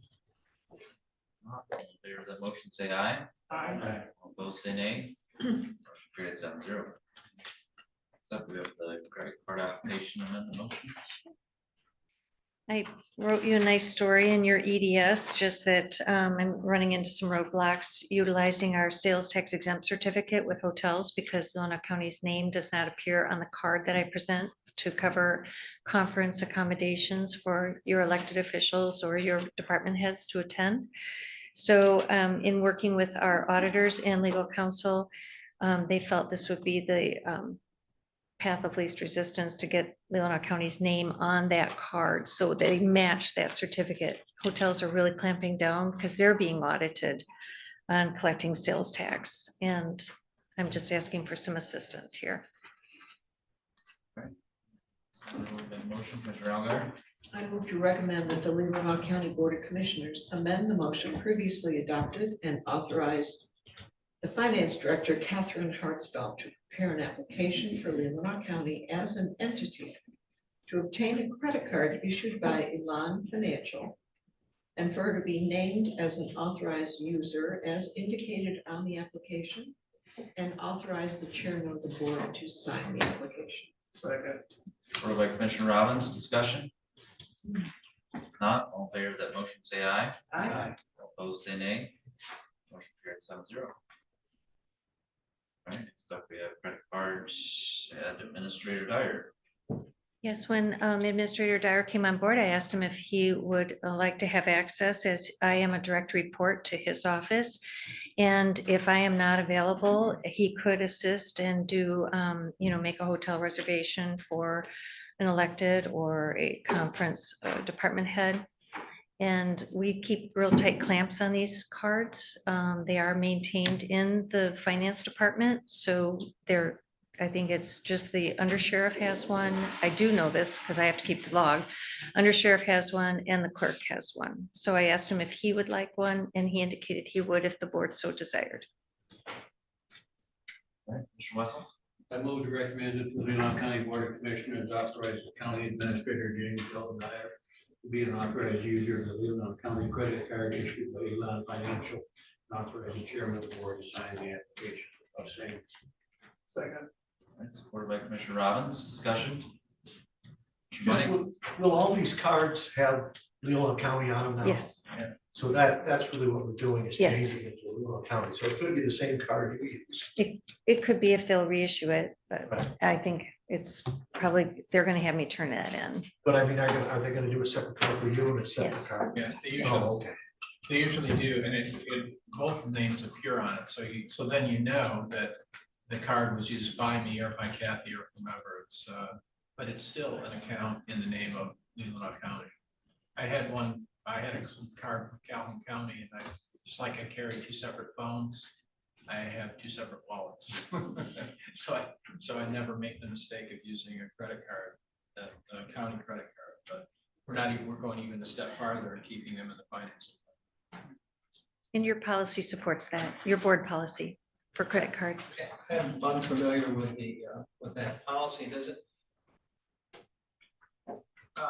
I guess I'm maybe raising a concern that isn't there, but do you have problems meeting the deadlines because we only approve bills obviously once a month? That doesn't work for the credit cards I have. Well, what we've done, especially with the undersheriff, as we called, as soon as you get these cards, you can call and manipulate the due date. And so we've pushed the due date for the undersheriff's card to the end of the month. So you'll see his card next week. It could be in claims today. I'm sorry, I didn't check. I think it'll be late claims because the clerk's card is going in late claims. And we have the ability to manipulate the due date so that it does correlate with our meetings. And we pay in full, so we should not incur service charges. All right, any other discussion? Not, all in favor of the motion, say aye. Aye. Opposed, say nay. Motion carried 7-0. All right, next up, we have the Cherry Lane Amendment number 2. Thank you. Devil's in the details. So when I get an executed document on my desk, I just did it. Sometimes numbers mean things to me, and I thought, boy, that number just doesn't jump out as a correct number to me. And this amendment does correct the initial deposit that Cherry Land made with us to 162.2. And then it does give them credit for tower lease for 3 towers and a refund that mathematically works out to their original deposit of 162,200. All right, motion, Commissioner Money? I move to recommend that the Leelanau County Board of Commissioners approve amendment number 2 to the tower space lease agreement dated July 26, 2023, and amendment number 1 dated March 18, 2025, to Cherryland Electric Cooperative. That restates the total amount received from Cherryland Electric in the amount of $162,200 and restates the calculation of a refund due Cherryland in the amount of $40,550 and credit for tower lease rent for 25 years on 3 towers in the amount of $121,650. Second. Moved by Commissioner Robbins, discussion. All right, not all in favor of that motion, say aye. Aye. Aye. Opposed, say nay. Carried 7-0. Thank you. And again, devil's in the details. We're just cleaning up, restating a motion. Let's see, move to recommend. The contract with MSU, the individual categories were correct, but the total in the motion was incorrect, and I just need the motion to override the previous motion. All right. Have a motion, Mr. Algar. I move to recommend the Leelanau County Board of Commissioners approve the Michigan State University Agreement for extension services for Leelanau County for the period of January 1, 2025 to December 31, 2025, in the total amount of $141,731, with payments to come from 101-615-257-801-000. Works there, any discussion? So that motion was off by $1. Yes. All right, all in favor of that motion, say aye. Aye. Opposed, say nay. Carried 7-0. That's what you pay me for. I watch your pennies. I watch them. So we have Spyglass Group. Correct. And I think Leanna might be joining me. Thank you. I did write you an EDS description about this company. I did ask Administrator Dyer if he had had any experience with this company. And apparently they did utilize them in a previous engagement he had. So because a document is required to be signed, it was something that we thought that the board should look at to see if you want us to do a deep dive on these bills, and Leanna can expand on which bills we're looking at. My understanding is just communication, so it'd be AT&T and Spectrum. Is that it? Right? Yeah. And they would basically be looking at a couple months worth of invoices from these companies and look to see if we're having, if we're incurring any charges that are unnecessary for us, or if we have duplication of service that we're unaware of. Things like that there, and it's outlined that there is no cost in the beginning, and then fees are only charged if the recommendations that they make are implemented within 12 months of delivery of the recommendations. And if they find that we've overpaid and we are due a refund, it'll be a 50% cost recovery split, where they would take 50% and we would keep 50%. If there is any service elimination savings in the first year, that savings, we will pay them. And then the second year, we realize the savings ourselves. So the first year, we would not realize the savings until year 2. Can I ask how this came up? It was a cold call. They solicited me and I took the call. I did one meeting with them on Zoom. And then I brought in Leanna and Mike and Richard a little bit, but we've been solicited by them. Grand Traverse County used them about 5 years ago. I did call Grand Traverse County to see if they utilize them at all. It's nothing that we have to do. It is up to you. Yeah, I believe that we did this actually about the same time 5 years ago. That we had a company look at all of them. And, you know, and ended up with nothing really happened from it, if I remember right. A little bit of revenue. Yeah. We did it with electricity and gas bills as well. Right. So there was some savings, and then, you know, if we keep following through. So, I mean, it doesn't cost anything unless we save. Basically, that's the way I understand it. Correct. Do you have any reason to think? I personally don't. Do you? kind of neutral on that, I guess. They seemed pretty adamant that we were overpaying for certain things, like AT&T, but I don't know that. I guess, well, yeah, they're trying to sell us on it. And I guess my thought is, well, it doesn't cost us anything to have them look. And depending on what they say, then it's up to you all if we follow through with it. So. I concur. It doesn't cost anything and it wouldn't hurt us at all to just check and then when we know we have a problem or don't. So I would like to make a motion. I move to recommend that the Leelanau County Board of Commissioners approve engagement with the Spy Guys Group to provide intelligence for a primary telecommunications service accounts, voice data, internet mobility, to seek cost recovery, service oriented, and cost reduction recommendations as outlined in the Spyglass snapshot audit agreement and authorize the board chairman to sign. Money discussion. Money. Yeah, I mean, I would say that it doesn't cost us anything, because it is gonna cost some time for them to look at the records, to find the things for them for a couple of months, so there is some effort in our part, but you know, we're not aware of what we're overpaying, I would say, because we just want Kathy's statement, she's probably right, you know, but we just don't know. So they can point something that we don't really realize that we're overpaying, and that would be great. And if they don't, then that just more kudos to the staffs. All right, any other discussion? All right, not, all in favor of that motion, say aye. Aye. Or opposed, say nay. Motion, one nay, motion carried 6-1. Actually, okay, so that keeps it from the consent agenda. That's fine. Go for it. Oh. It's not that important. 7-0. to me. Okay. 7-0. Oh, okay. All right, Okay. all right, next up, we have senior services. Good morning. I'm here to seek approval for a contribution from Bay Area Senior Advocates in the amount of $1,000 for senior support.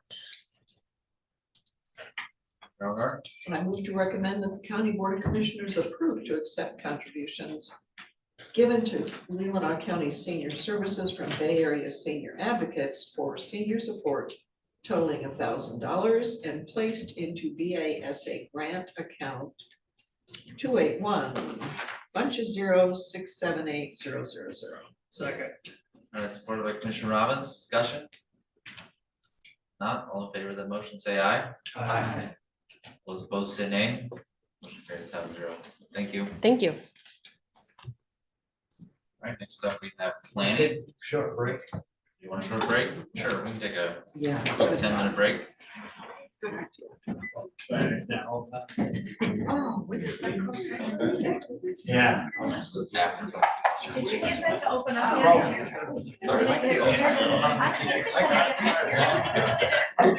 Your email. So I think you need to just go to the package itself. It's nice weather, you know. Hey, Mark, how are you? Good, how are you? to yourself? Hi. How you doing? Good, how are you? Sorry. Yeah, every time. Okay. Yes, special after filling your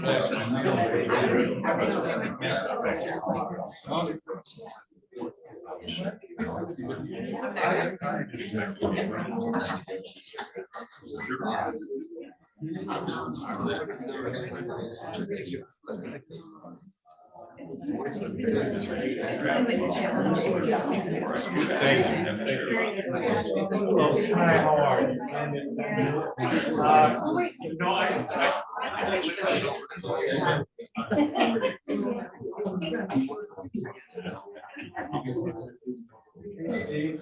They'll let you download items and then go from there. You normally look at it from here.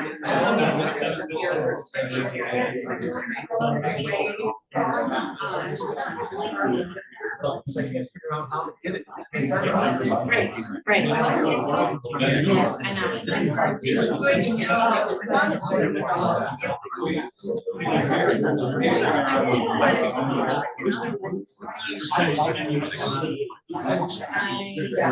Yeah, we're.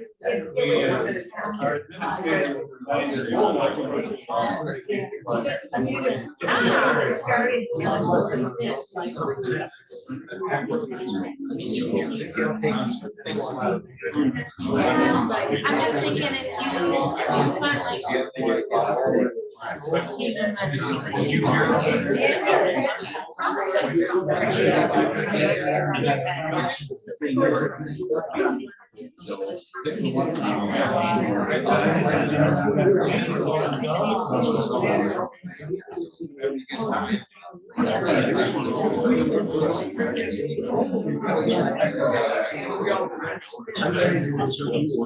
Yes, yes.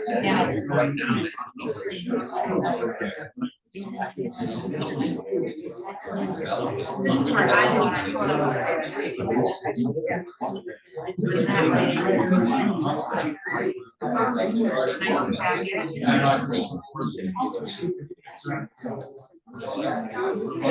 Now, what I want to make sure is that.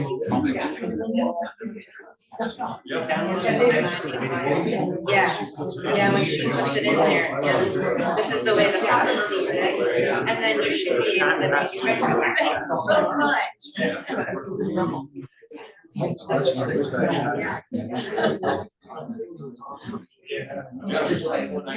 pretty darn good, I'm not gonna lie. Then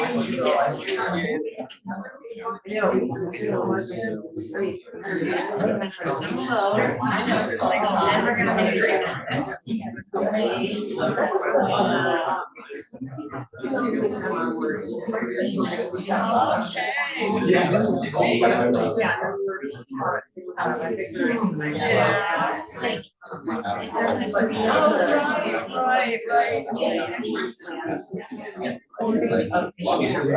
Yeah, it's a pretty decent way to cut them off. A lot of people share. Make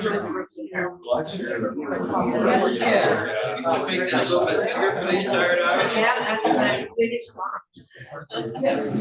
Perfect, yeah. Nice, yeah. I'm going to put the plus, get it bigger, then when you do that, you feel that bottom shifts. It is. Right over this way. And now, when you go, you want to go. The only thing that's terrible about this is that it doesn't like, over the years, like truly hit. Yeah. Figure out how to get Adobe on your thing here, because when you.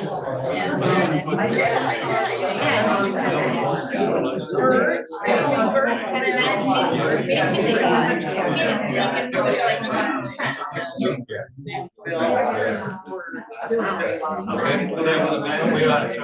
no, for good try. I mean, I do, but. Lauren might. She's here.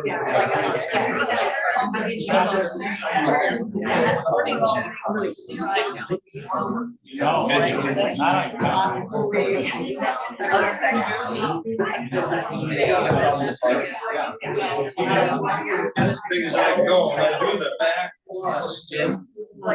See, that's it. I just walk the chair, walk out. Yeah, see, this is what I was saying, to you. I go to the website versus next time I do that. No, that's not what I want to do. Oh, it is? Yeah. Website, so you're on the website, touch screen. Okay. So you should be able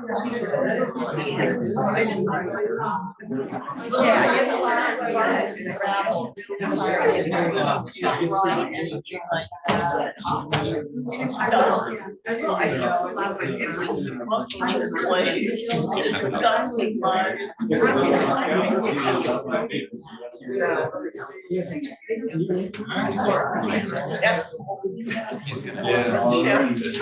Steve, all that stuff looks familiar because every corporation I was around, they got all this.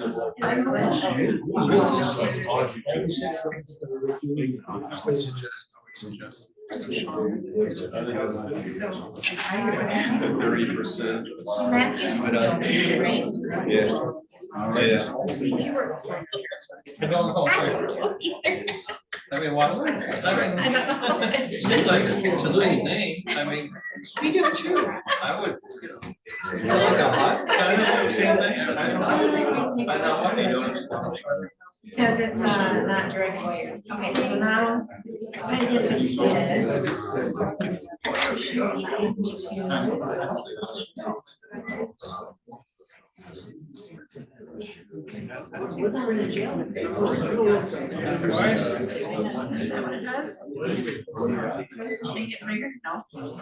I can make it bigger. I just can't get any bigger than what it is. That does not do anything. If I go this and then plus.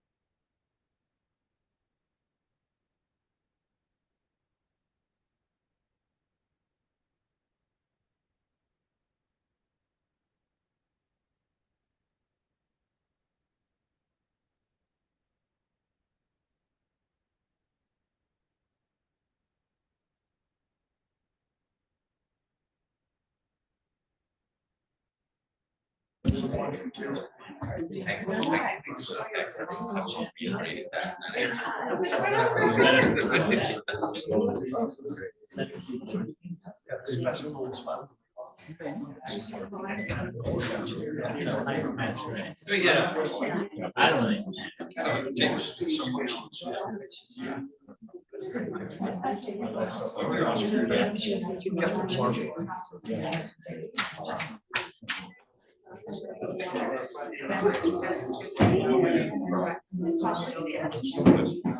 Yeah, there we go.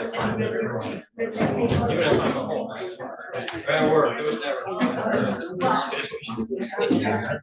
That's why you gotta go when you're going. That's why you put them off. That's right. Get back.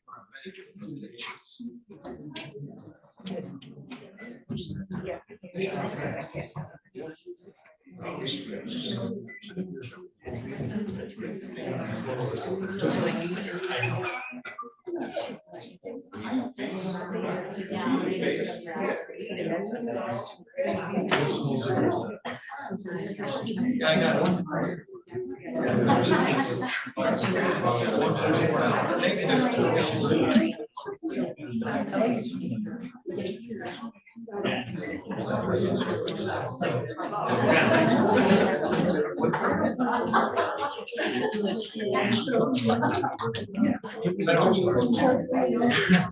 Let's get out of here.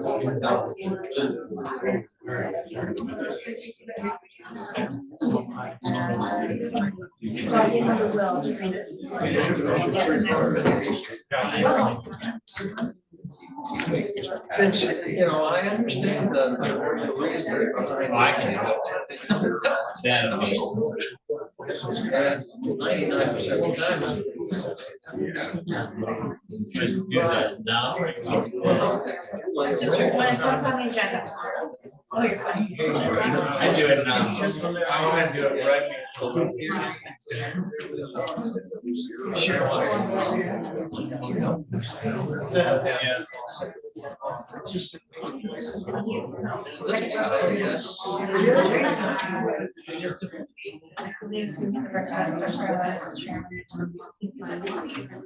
But I read that.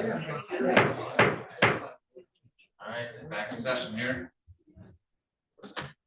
All right, next up on our agenda, we have planning, materials management plan release.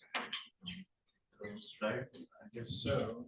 I can speak to that because I'm on that committee and deal with that Oh, if you'd like me to. All right, you're okay with that? Or No, go right ahead. the materials management group met in this room a week ago and developed and approved the draft RFP for consultant services that you see here in the packet.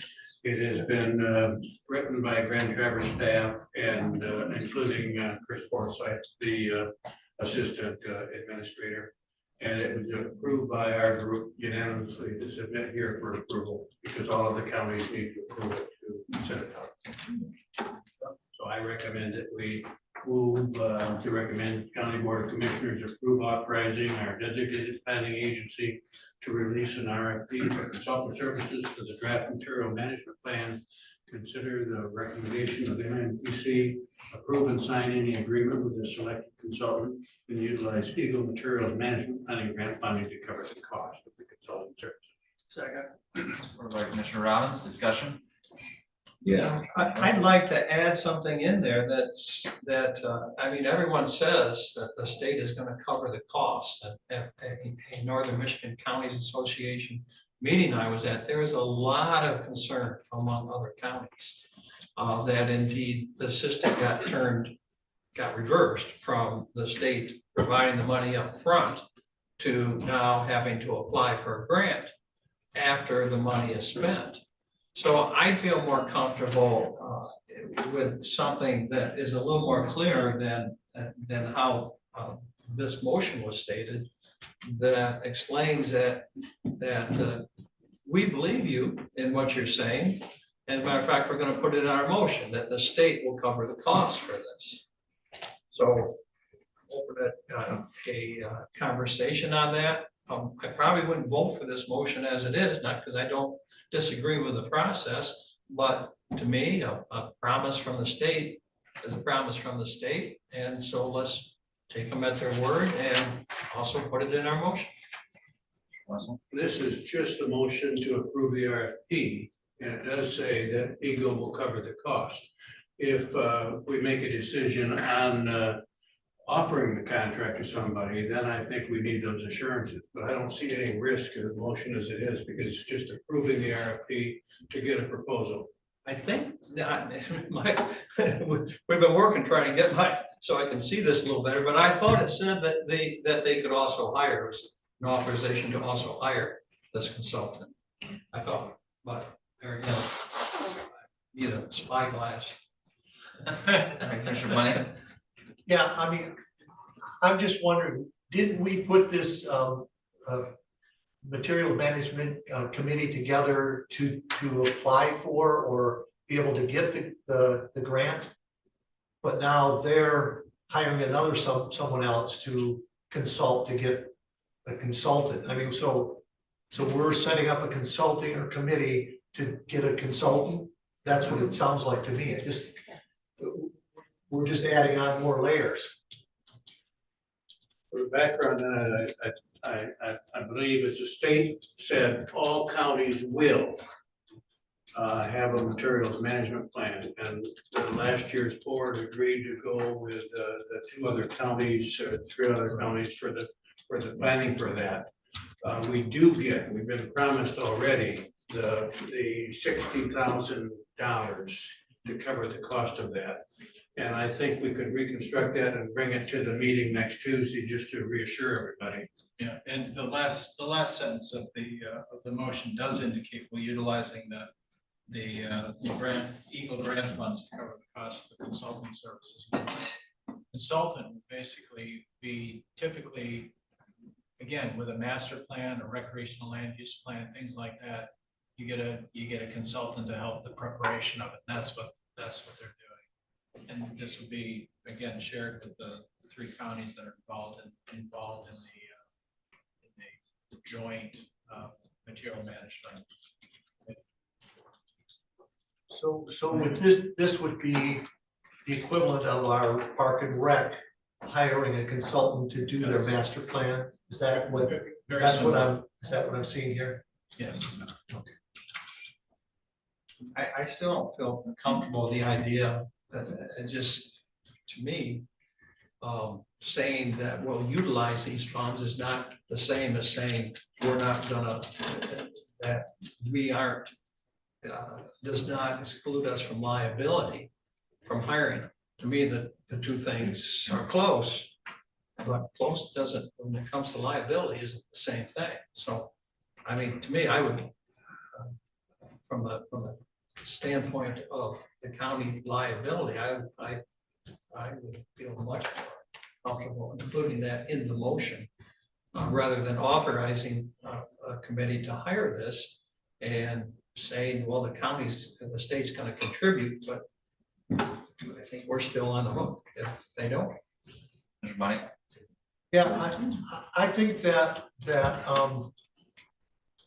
not, this RFP is, they're not going to get paid unless they get the grant. And that's the way I'm reading it, is that if whoever we get, if they don't get the grant, they're not going to get paid because they're going to be paid from that grant funds. Or are we going to pay them out of the 60,000 supposedly that, because that would be the only other thing. But this is only to permit that group of 3 counties to submit an RFP to receive proposals that would come back to all 3 counties to approve any expenditures in any contract. So this just says we give that group authority to see if there's anybody interested in working with us. And if so, we'll use Eagle to pay for the services, but that comes at the second decision point. But it sounds like what you would be looking for, Commissioner Campbell, is some assurances that those services are not going to be paid for by the county's general fund. Exactly. Okay. Yeah. And again, I'm having a hard time seeing this dang thing. I knew that was going to come back and bite me. But I thought it said also authorize them to hire. Now, is that not in that motion? It does authorize them to sign a contract, but I mean, if you were to amend that, it'd be last sentence to say at the end of the sentence, and not the county general fund, that would, I think, cover your concern. Or why did you say general fund as opposed to the county in general?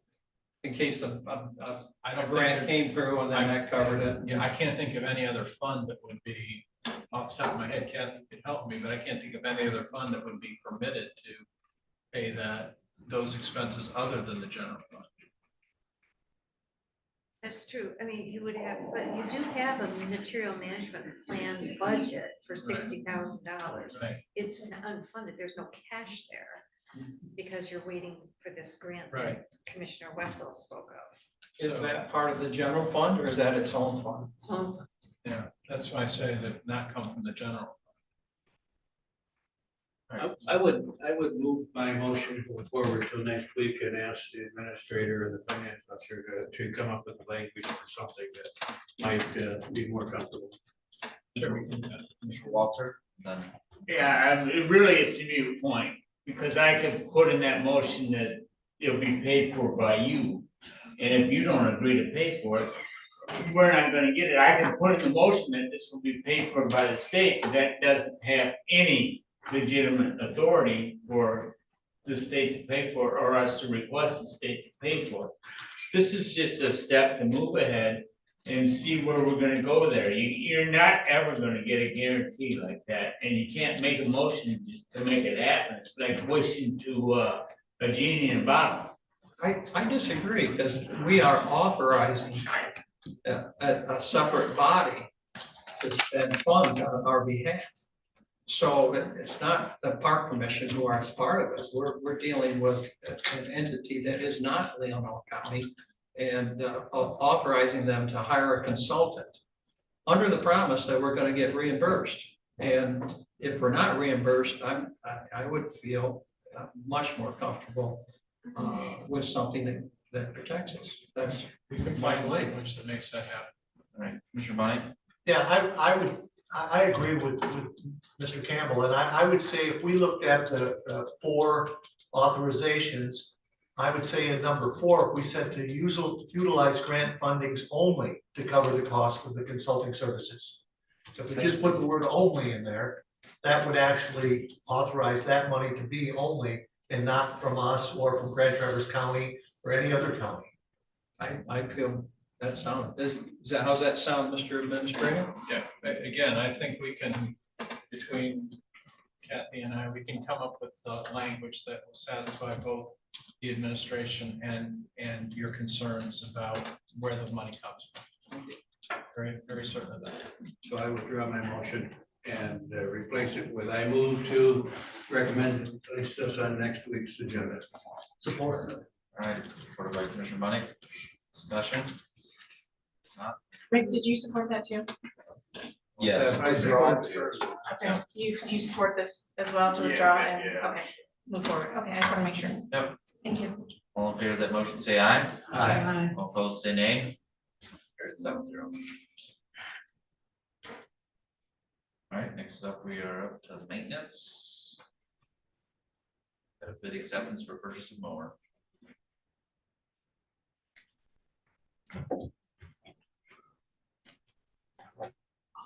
I've learned you gotta take off your Apple Watch too, it'll buzz.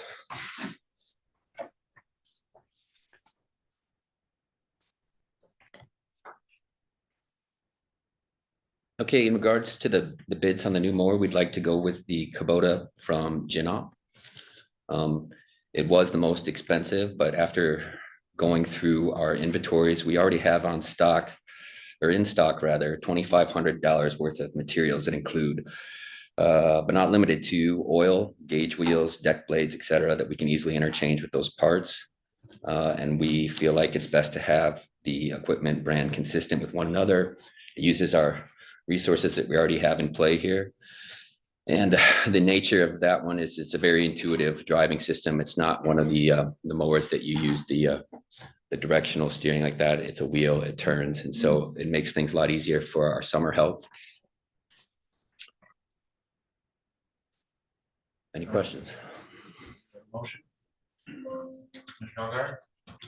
I move to recommend that Leelanau County accept the bid for the purchase of a mower for the maintenance department from Genop Sales Inc. in the amount of $33,900 with funds to come from 101-850-756-970-000. Second. Supported by Commissioner Robbins. And I'd like to add, thank you for saying why you were doing the expense. Absolutely. Commissioner Money? Yeah, and it's the same, you said there's $2,500 worth of parts that you could possibly use. Yeah. So that's why, because I really like John Deere, so I just was glad, because John Deere was $1,000 cheaper, but if you got $2,500 in parts, it makes all the difference in it. So I appreciate that information.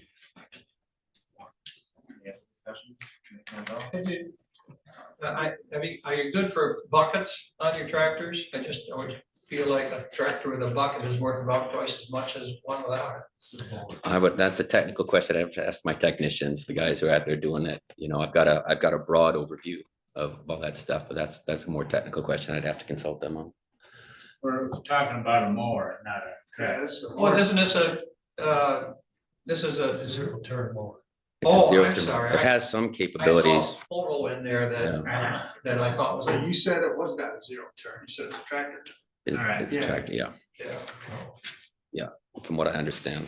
that's what I thought. Hey, it just. It's a agree. smaller one. It's not the size of It's like a the V tractor. model, Yeah, where the other one we have is an L or an M. Look like the John Deere is a series 2, I think. Maybe it's a series 3. Hey, I just bring it up, just they're very useful for everything you're doing out there, whether it's moving rock. and I consulted my techs. I said, you know, what do we have in stock? What is the interoperability and what do you guys want to work with? And that's what they recommended to me, and I couldn't see a reason to disagree with them. Any other discussion? All right, not all in favor of that motion, say aye. Aye. All opposed, say nay. Motion carries 7-0. There'll be a replacement of damaged tractor. Yeah, I'll just read from the document here. An automobile incident on March 19th, 2025 caused damage to the pole barn at Miles Kimberly Park and severely damaged several pieces of county equipment stored within, including the county's Kubota tractor. A claim was made to the county's insurer, MMRMA. Repairs to the Kubota in the amount of $16,084.87 have been approved by MMRA. An estimate for the new tractor is a total of $23,966.23. The total difference between the cost of repair and the new machine is going to be $7,881.36. And pending Board of Commission approval for the purchase of the new mower that went out for RFP, there will be a $4,600 remaining in the budgeted capital outlay funds that could be transferred and applied to this purchase. Ginup has offered to provide a $2,000 salvage credit, leaving a remainder of $1,281.36 to be paid out of contingency.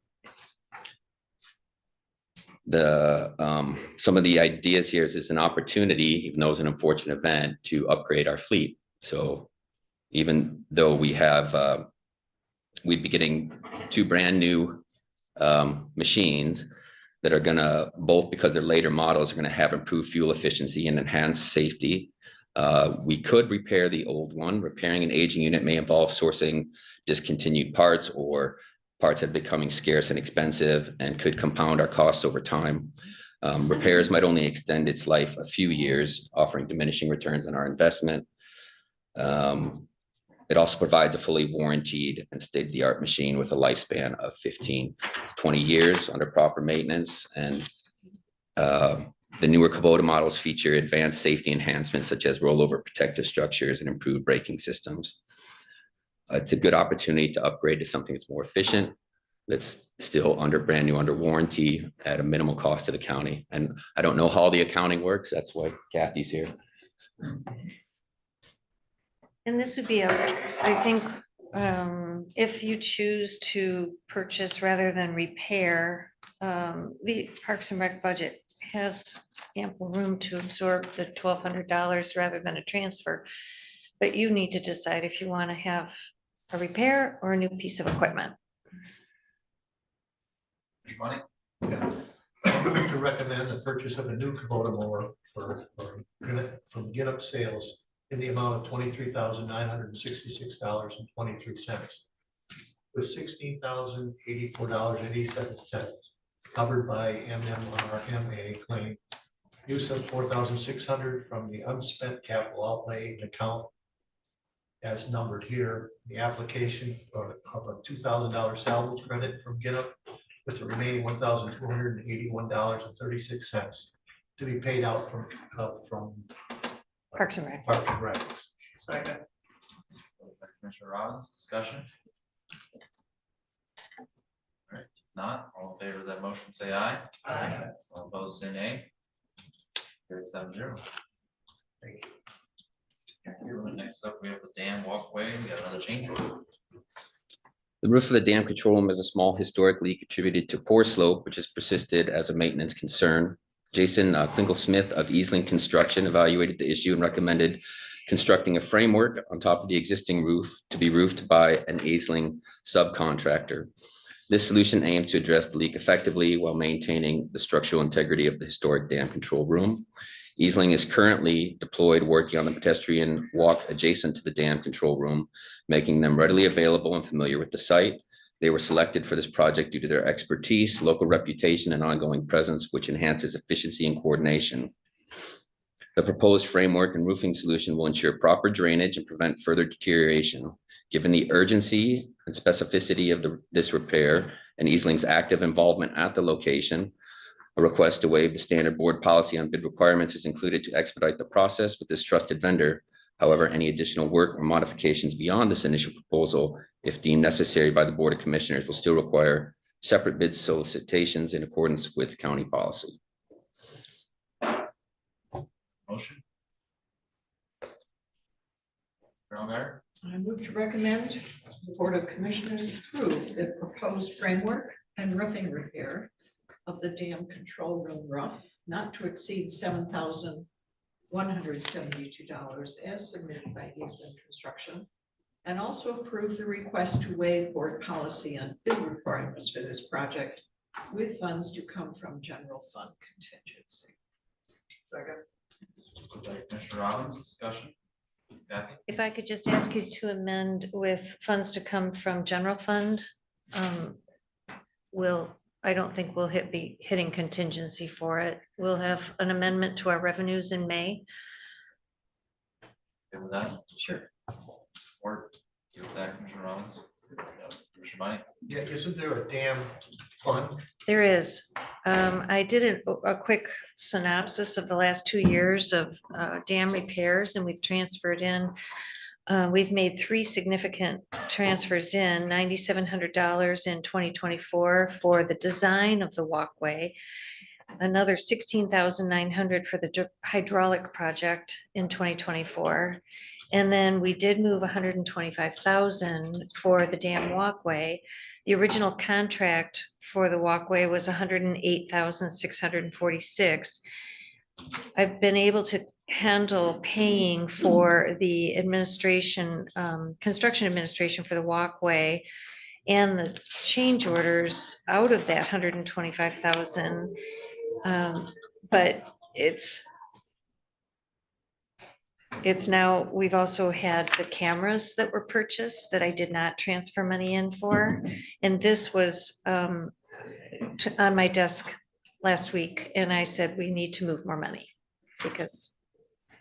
Because I mean, we should keep track of what's spent on a dam in the dam thing, so. Oh, yes, it's going to be spent in the dam fund. Okay, Mhm. I mean, because Yeah. otherwise, if we just start spreading it out, we don't really know what we're spending on it. It's all in the dam fund, and it would be an increased transfer in from the general fund to the dam fund. Campbell? And hopes of lightening this up, I did notice that in the verbiage, there was a small historic leak. And at first I thought that was an oxymoron, and then the more I thought about it, the more I thought, I'm just glad it's not a damn leak. All right, so I'm done having fun. There's a lot of dam problems. Any other discussion? Commissioner Money? Yeah, I mean, I guess I'm a little concerned because it's not under any kind of, it's not under engineering. It's actually being engineered by Easily Construction themselves. And, you know, there has to be flashing and other things put in. You know, I understand it's just a small little roof with a, and they're putting a slope on it, but you know, but I guess, are they gonna guarantee it for how long? Well, I believe it's 15 to 20-year roof. I mean, it's the same sorts that, you know, you would probably put on a building. It's just to keep it from pooling in the uneven area below. It's a simple solution. Right, I like it. I think we need to do it, and I'm, you know, I'm happy to do it. I just, you know, but it's a cement building. The flashing has to be cut in and done, and I hope they just do all that properly. You know, and so if we, 2 years from now or 3 years from now, Sure. it starts leaking again, you know, that they're gonna come back and fix it. Well, I mean, that an answer to that could be related to the next item, which involves machine engineering. Okay. I just throwing that out there. Any other discussion? All right, not all in favor of that motion, say aye. Aye. Opposed, say nay. Motion carried 7-0. All right, now we're on to the mansion project management. This is related to the bridge construction. This is for, this authorization compensates Machine Engineering for engineering consultation related to change order 2, and that should be in your packet too. Executed by Easling Construction Company, which involved mobile welding work to modify the existing steel seawall cap for the installation of new pedestrian bridge railing, cost of $14.01 and 42 cents. The additional services also cover ongoing construction administration, including maintaining communication with the contractor and conducting periodic field visits. The decking and the rail posts the decking and the rail posts are installed, and the contractor is waiting for fabrication, the hot dip galvanizing of the steel rails. The estimated fee of $3,000 will allow Machine Engineering Incorporated to allocate the necessary time to review the final work, complete a punch list, and handle any communications required until project completion. These services will be performed at Machine Engineering Incorporated, current hourly rates with no additional time added to the existing project timeline. I don't know if some of that, your concern, could be incorporated into that. It would make sense. It's the same project or related to it. I don't know if Pat Machine is willing to cover that with the additional $3,000. All right, do we have a motion? Ryan? Yeah, I move to recommend the Board of Commissioners approve the authorization of additional services submitted by Machine Engineering Incorporated on 3/6/25/2025 for the Leland Dam pedestrian bridge deck replacement project with cost not to exceed $3,000. Second. Mr. Robbins, discussion? Yeah. All right, Mr. Money? Yeah, I guess my concern is Easland gonna give us some kind of guarantee on the roof when they put it on? My impression is yes, I can consult them further, you know, to give you a definitive answer. I mean, I guess that's really my concern, is Mhm. that, you know, they're doing it, they're designing it, you know, I believe then they need to guarantee it. And I might be able to resolve that with a couple of phone calls. I can talk to Easling and I can talk to Pat if he'd be willing to take a look at it at little to no cost extra. I can do some research and get back to you to satisfy some I of would that. appreciate that. Awesome, yeah, we can have an answer for us, next meeting, would be great, next Tuesday night or something. Sure. Any other discussion? All right, not all in favor of that motion, say aye. Aye. All opposed, say nay. Motion carried 7-0. Thank you. All right, next up, item number 10, we have board commissioners request by Commissioner Otto, meeting time change. I have observed and the effect of, You need a motion? you don't want, you don't want me to talk before my motion.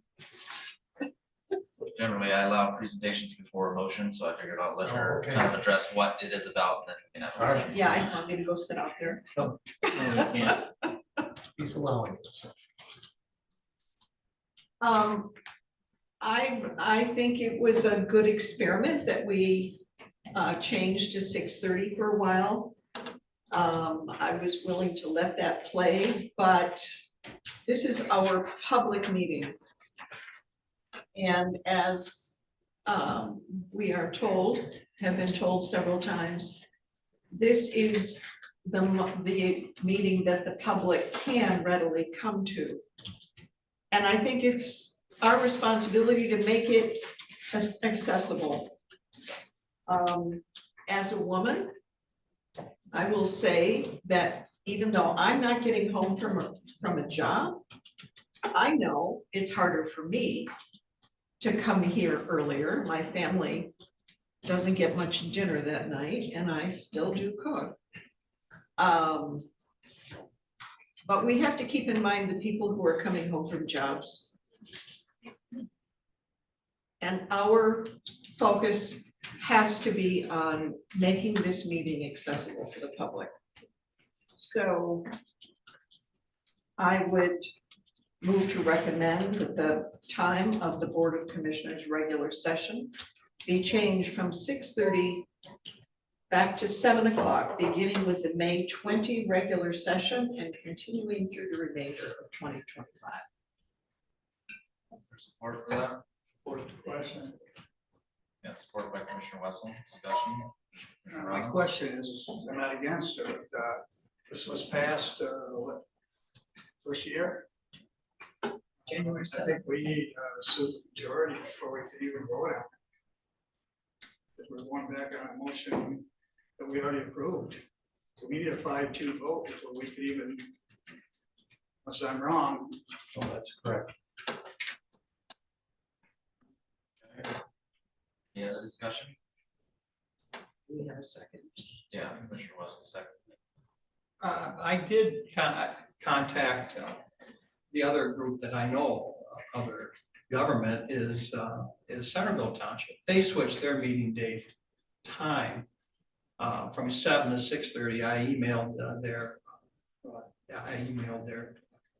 Ron Shaw, who's their supervisor. He said they had no problems at all with it.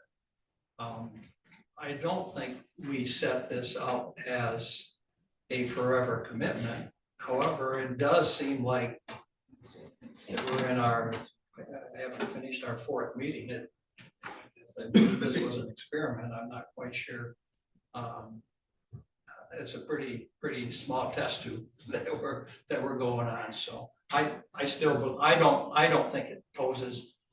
I think all meetings pose difficulties in getting people there. But for me, I think that we act better also earlier in the day, in the evening than later in the meeting. I haven't had one of those yet, but we will. And if it comes at 10 o'clock, 10:30, I think we would have been better off starting at 6:30. That's my point. Any other discussion? I will submit that when people say there's been no problem, the people who can't get here at 6:30 don't come to tell us they needed a later start. Commissioner Robbins and Commissioner Walter. Okay, we're talking one meeting a month. And I sit here, a lot of times I don't say much, but I watch a lot. I can watch everybody out there. I can almost tell you what they're wearing every meeting, what they said. And what I've noticed is, since we've all been on since January 1st, we've actually had an increase in attendance out here. And I haven't heard or read an article in the newspaper of anybody complaining about the meeting other than Mr. Mikowski, Commissioner Allgaier, and I think Kathy Dawkins once, but no one's ever said it's an inconvenience. I mean, the 3rd Tuesday of that month, there's gonna be a meeting at 6:30, and we make arrangements to be here. And I just, like I said earlier, I think we need to have a vote, the 7 of us, if we're even gonna, we need a 5-2 vote before we can even discuss if we wanna go back to 7 o'clock. If we don't pass on a 5-2, it's a mute issue. All right, Commissioner Walter. I agree with that, and just because the meeting starts at 6:30, the doors aren't locked. So if you get here at 6:45 or 7 o'clock, you're still gonna catch me in, public comment to the agenda, the 3 minutes is not usually till 6:50 anyway. So, I don't really think it imposes it on anybody. All right. It is what it is. All right, yep, and I guess Commissioner Algar's point, I feel like it's more consistent to stay with the 6:30 at the end of the year, so I'll probably be voting against it just to stay consistent. It's something we had agreed to at the beginning of the year to go with that, and I think just for consistency, I'd like to keep it that way, so. Any other discussion? Not, all in favor of that motion, say aye. Aye. All opposed, say nay. Nay. All right, so it sounds like we got a 2 to 5. The two in favor, Algar and Russell? Correct.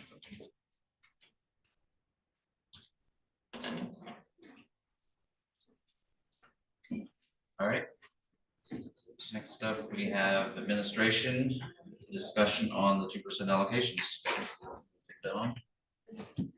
Yes, I placed this on the agenda after a discussion with Commissioner Bunnick, having some concerns regarding the process that we undertake regarding these allocations. And also heard some public comment regarding that as well. I guess maybe I defer to Commissioner Bunnick regarding what his concerns were, and I suggested to him that the best way to resolve that would be to bring that to this board and have you at this meeting suggest that you direct me to prepare a policy for you to consider at your next meeting. That's the essence of it. Yeah, I mean, this is nothing against the Grand Traverse Band. I think they can approve or disapprove whatever we send them. My disagreement is what this board, how this board is handling them with our policy. We have no policy. And so it's kind of a hit and miss of what we decide, you know, who we're gonna ask them to fund or not fund. So I would like us to have a more consistent policy, because these are not grants, you know, and we're tending to treat them as grants. So I would, my suggestion would be that we have our administrator write up a policy, we can discuss it, you know, and then hopefully approve and have a policy for approving the 2% funding. And then what we send to the Grand Traverse Band, then they can decide what they want to do with it. But really it's our policies that I think we need to work on, not theirs. I'm not, they're doing a wonderful job, and they fund, you know, but they can only fund what we give to them. And that's, or what a government agency gives to them. They can't fund something that we don't give to them. So that's why I'm trying to sort out what we should or shouldn't, and that really should be up to us to decide. And so if we could have our administrator draw us up a policy, and we write it up and put it in the books, because I believe we had one when I was here previously, and that seems to have gotten lost sometime in the past. Nobody can find it, you know. All right, Mr. Algar, then Mr. Westphal. I'm not sure what the function, it's what I visualized while you were talking was we're gonna close the door half the way. If our what the real benefit of what they do is they help feed people. They help in areas that we can't help. By they is, The band, the grants. I thought you meant LC, that's what. Well, LCN's grant has to come through a government entity. So I would hate to put any strictures around what the tribe approves, what is presented to the tribe. I'm not sure why we would close any doors. So we can decide here.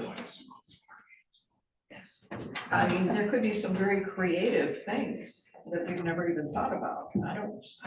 I'm not comfortable closing the door halfway before things are even submitted. Right, Commissioner Westland?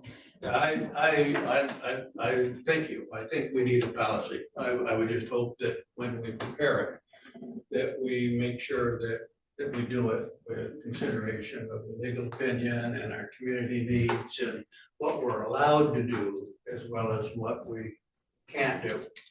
So I would welcome our administrator putting together a policy, and I think then we need to really talk about it and make sure that we're in agreement that it's not just what we prefer to do, but what we're allowed to do. Because we want a flexible policy so that we can support our residents. But I understand we also, and I've heard Will for 10 years, we've had friendly conversations and not so friendly sometimes. So I think we do need a written policy. All right. I'm good with all the commissioners to get our administrator to write up a policy and then bring it back to us as a body and to review it and. As long as it's not restrictive. Is that something that you're gonna be able to have by next Tuesday, or would you rather have it for our May? I think it makes more sense, given that you're for the May meeting, because I can sense there's going to be some difference of opinion regarding how that policy ought to be implemented and probably I would ask for any of you that have input. I'm hearing input now, but if you have input into that over the next month, I'd be happy to receive that. But I think it'd be better time for the May meeting rather than next week. Anybody have anything more to add? Commissioner Campbell, Commissioner Walter, then. Well, I might suggest that we reach out to other local governments. Yeah. I think that was kind of the downfall of the, if you will, of the previous policy. We're the only folks with policies. There's a lot of folks with pens who can sign their name to these grant applications. And maybe there's a little momentum out there among other governments, from schools to townships, to try to rein this in, or there may not be. I really can't tell you that, but if we go alone on this as a practical standpoint, as opposed to a legal standpoint or a philosophical standpoint, the practical result is those grants will go some other place, and they aren't necessarily coming here, even though they're our priority. And you have to get off my horse here and say, but I understand where the tribe is coming. I mean, there's a pact, okay? There's a 2% pact that allowed the casinos. And not theoretically, but in the pact, it says it replaces property taxes. And I think if you went to a tribal council meeting, they would say, this is our land.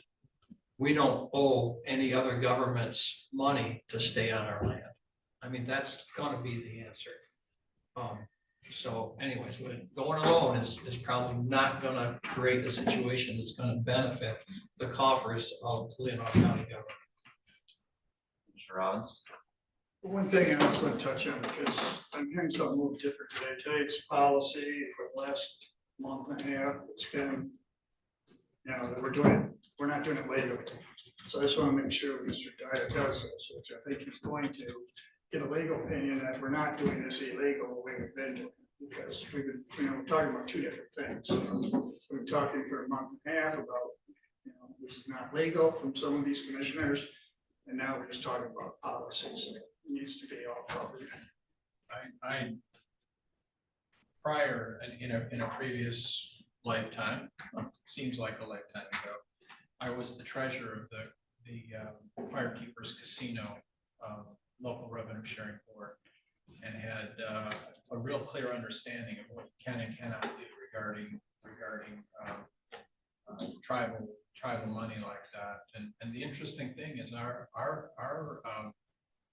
we had a completely different setup. We had a revenue sharing board that made those decisions. That the tribe was not directly involved in deciding where the funds were going to go, but we had a 6-member board, which is a little bit unusual because there was never a deciding, vote potential. Because our board required unanimity. We couldn't spend any money if there was not a unanimous decision of the board. And since the tribe had membership on that board, they effectively had a veto. So you're in the same kind of situation, even though we had a different structure in terms of how the money was distributed. You're in the same setting where the tribe essentially has veto power and says, we're not going to give that money for that purpose. Doesn't matter what your interests are, your desires are. We're just not going to give the money for that purpose. They had that right to do so. So I guess the thing that I think maybe not. The tribal government does not sit essentially as a co-equal to you. They are, if they have an equal, it's the federal government itself. They are a sovereign nation. And to the extent that there is they end up basically do things like the 2% funding as a matter of grace rather than a matter of requirement, more than anything else. I mean, yes, there is a compact that describes that. Maybe they would not have been permitted to construct a casino without it. But again, when we deal with them, we're dealing with a sovereign nation, not a co-equal. We're not dealing with Grand Traverse County. We're dealing with a sovereign nation, and we always have to keep that in mind. And to the extent that you don't, you are basically operating at your peril when you're in dealing with the tribe. Commissioner Walter, you had his hand up. Mike? Yes, and I just wanted to mention, if we develop a policy, there will be restrictions because the policy sets guidelines in the lane that we're moving. So, it'll narrow the concept and the use of the grant system, or define it to a finer tune. So, so do we want to keep it to what are since it is tax money, do you want to keep it into the guideline of what taxes are supposed to be used for? And health, safety, and welfare of the community and mandated functions of the county, not things outside of mandated function. And the policy should set that. It should set it. That's just, nobody's gonna be happy. You're not gonna be happy. I'm not gonna be happy. Nobody's gonna be happy, but we have to have a set of rules to live by. Mr. Money? Yeah, and I would say that they have to pay the 2% if they want to keep their casino.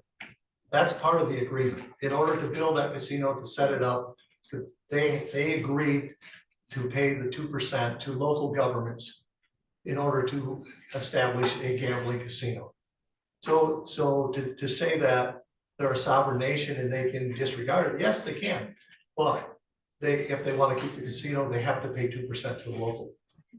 So they will have to pay it out because I don't think they're going to get rid of the casinos. I'm just not comfortable with the statement that it is their tax dollar. It is. It's not tax. I'm not gonna accept that. I mean, that's just not true. Mr. Wessel? I just urge us to be aware that the tribal residents are listening to our conversations and we need to be respectful. And I think we are, but I think we have to be careful. Yeah. They want their funds to be used to make a difference to the community and they value their right to make some decisions. And I think we need to work with them. And in contrast to what Commissioner Walter said, a policy could expand instead of narrow. So I think we need to be open to whatever policy we develop. That's true. All right. Direction. Good direction, and we'll have something for your May meeting. All right, sounds good. All right, next up, we have item number 11B, lactation room, purchase and construction for discussion. Well, we put a lot of information before you. The main thing that I want to make clear as part of the discussion is this is something that we're mandatorily required to do. It's not just the Fair Labor Standards Act. There were several specific federal mandates that required for both employees and visitors to a public building to have available lactation spaces. And we attempted to comply with that in the past by having a locker room that was dedicated, well, was permitted to be used for that function. I think there's some difficulties with the use of that. One of the things that is required that to fully comply with the statute, you cannot have that room located in a bathroom. That's one of the requirements. And I don't know the details. I apparently need a code to get into the room, so I haven't actually seen the interior of it. But if it has a toilet in it, and effectively, it's not compliant.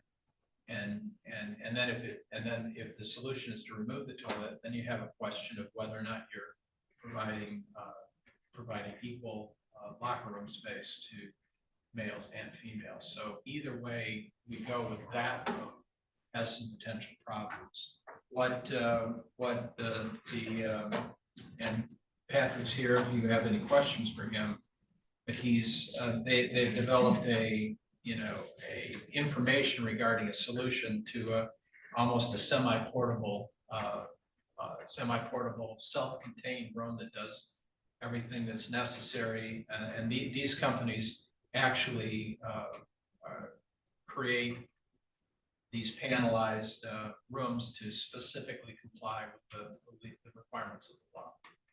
So we're asking for some feedback on this, and if it be your choice to actually proceed with the purchase of this prefabricated structure.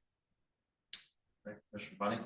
I was wondering if we had input from the employees on this or the mothers, but I wouldn't want to. I mean, it sounds like they want to put it in the room, that's not being used on, but I just think that isolates it too much. And I was wondering if there's that lunchroom down the basement would be a better spot to put it, because it's part of the community, it's part of where people go to gather, and they could go in there and have this room for themselves at that time. I just think it's more congenial and better if it was in a place where other people congregate, so they don't get pushed off into a warehouse, I think the location, we could definitely be flexible on the location. What we're really looking for is some direction regarding, is this the kind of solution that you would find acceptable? Would that be a fair statement? Yeah, I mean, I can go into further. I did actually speak with, the expecting mothers and got some feedback from them. And the first and foremost is privacy. It's kind of an intimate thing. You might not want to be close to things that are going on. Like the administrator said, we have the ability to set this up. And the reason I wanted to go with panel built is they typically make offices, modular offices, but they've gotten into this market as well. They ship it to us flat, and my staff has the capability to install it anywhere. So to your answer, we could try it there and give feedback. If they don't like it there, we could easily move it ourselves. And that's what's nice about panel built is we can do that. You get to some of the more complicated ones, you have to pay for them to install it for you.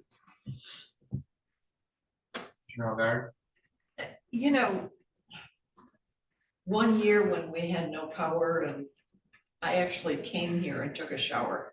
I heard that story. Somebody told me, hey, go take a shower. Anyway, seems like the bathrooms, they're like through a door. I can. You've been down there? They're not, it's not one room. Right, but you can't have this location, and that was what was discussed a couple of years ago when the board took action, or the HR director administrator, that it is not supposed to be next to a toilet, and the chair that they put is right next to the toilet. And what it Isn't is, there room for a chair? Because, and then we put a door. They brought in a portable screen to put between the chair and the bathroom, the toilet. One of the real problems is when Okay. you're creating a space that has multiple purpose, multiple uses that. So how do you decide who gets to use it? You have to offer this. This is a mandatory offering that you have to make to have it available at any time. So you need to do the lactation pumping, and somebody's using the shower. That's a problem. And that's why I know, again, as Patrick said, utilizing a panelized construction, we can assemble it and disassemble it, put it wherever it ends up working. it just plugs right into, so there's outlets located within it. Yeah, and we think this is the best alternative to a best solution to a problem that we have to comply. To piggyback off that too, I mean, should there be someone over at the law enforcement center, we could move it over there potentially. You know, it's sturdy enough that it can be installed someplace and feel like it's actually a room that you can use, but modular enough that we could move it around to where it's needed. Does it have wheels? Yeah, you can get it with casters. Yes. No kidding. Yeah. Yeah. All right, Commissioner Robbins? I'm not sure how often we're gonna need this, but at least takes 9 months before we need it. Actually, We actually have a August expecting mother 1st. who'll be back to Yeah, work we have August 4th. That's the urgency here. an emergency need on August 1st. But I know upstairs, and I know they rent from us, or at least I think that's 86 District Court up there. I know they don't have a probation officer up there anymore, I don't believe. I mean, it's a clean setting. I mean, I don't know if we talk to them, if they're not using it, you know, that's a good, secure place up there if they would let us use it. And that might address for the staff, but there are some, I guess you call them exposures for us in terms of keeping spaces open to the public. Yeah, there are requirements on both sides. Which is why actually placement in a room that's accessible only by employees would be potentially problematic. So what we're really asking for is permission to proceed with pursuing this solution, and then flexibility regarding where it be located. Yeah, can somebody make a motion? Yeah, we don't have one yet, right? No. Okay, I would move to recommend that the Leelanau County Board of Commissioners approve the construction of the lactation room at the Leelanau County Government Center in Suttons Bay, Michigan, using Panel Build Inc. as the primary vendor for the prefabricated structure, supplemented with cost-effective furnishings and equipment not to exceed $12,000 to comply with the Affordable Act by August 1st, 2025. Support. Supported by Commissioner Wessel. Discussion? All right, not all in favor of that motion, say aye. Aye. All opposed, say nay. Motion carried 7-0. It's a clever thing. Next up, we have consideration of closed session. I move that Leelanau County Board of Commissioners enter closed session to discuss strategy and negotiation and collective bargaining as permitted by MCL 15268, parentheses 1, parentheses C. The following individuals be included in the closed session: Attorney Matt Nordford, Administrator Jim Dyer, Finance Director Kathy Hardisfeld, Chief Deputy Clerk Jennifer Zwicky, HR Manager Jennifer Caney, and Sheriff Michael Borkovich. I would motion we do that after hearing public comment. Can you do that? Support. All right, it's been support. You can have a roll call. Commissioner Walter, Yes. Commissioner Wessel, Yes. Chairman Yoder, Yes. Commissioner Alguier, Yes. Commissioner Bunnick, Yes. Commissioner Campbell, Yes. Commissioner Robbins. Yes. 7-0. Thank you.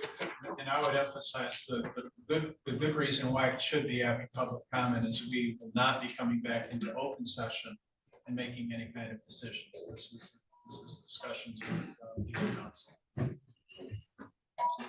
All right, with that, we have review of financials.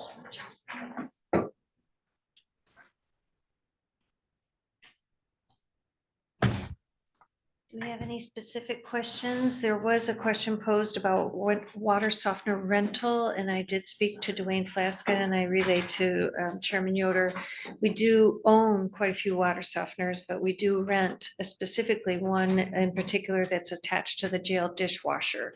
And it's for the maintenance of it because of how it impacts the jail dishwasher and the requirements we have regarding water temperature and all that goes with that. So but any other questions? I will report back to you on Jarbo, what our contract is. I'll send you an email so you know that. Another, there was a fairly extensive contract with D&W for some maintenance repair. And we had talked about our contract with D&W and what services are applied as a matter of routine and what we get billed extra for. Can you refresh? Okay, and if I recall, your D&W is 11,648 for monthly work. I think that there is a separate schedule for maintenance, and I can send you that. Is that how that works, Jen? I'm just gonna rely on Jen a bit, because I know we do have a quarterly bill from them that is separate from the contract. Thank you. But I could send you a sample of a quarterly, so you see the routine maintenance. Thank you. Okay. Any other questions? on finance? Yeah, so with D&W, the contract is paid quarterly. And then regular, when there's repairs, basically, then those are the ones that we get billed for. This is actually a monthly bill with D&W. The 11,000 is monthly. Oh, yeah, and that's for the And that's to have Gary O'Connor on site 3 days a week. And then there's a quarterly bill for maintenance, a maintenance schedule. Did I answer your question? well, if he's here 3 days a week, isn't he doing maintenance? He is, and troubleshooting So I'm and, not sure. Pat can help, right? It's Yeah. two contracts that were rolled into originally one. We used to have a contract, we had a contract quarterly where they did their inspections and followed through. Then the board decided a couple of years ago to have a contract with D&W on top of the quarterly maintenance, that they would staff someone here 3 days a week. And the board decided to go with that contract as well. And then I think there was an additional claim by Gary separately from D&W. Gary does bill if he does specific electrician work, That's because correct. he is a licensed electrician. Which saves us man hours and time researching and bids. Just to speak to the scope and scale, I mean, put it in plain English, he does it for the love of the game. He loves this building, he loves this county, and all that aside, the cost to replace what he would provide, I don't think anyone here would like the price tag. If we have to start doing this out, you know. What does the maintenance guys do then? Well, I can provide you a report, Yeah. everything else. Sounds like he does all the repairs on all the machines, all the buildings, any kind of repairs are. Well, this is a speech I've been working on, but don't have finished. I mean, the levels and complexities of all these buildings, you know, raise your hand if you can program the lights for this building.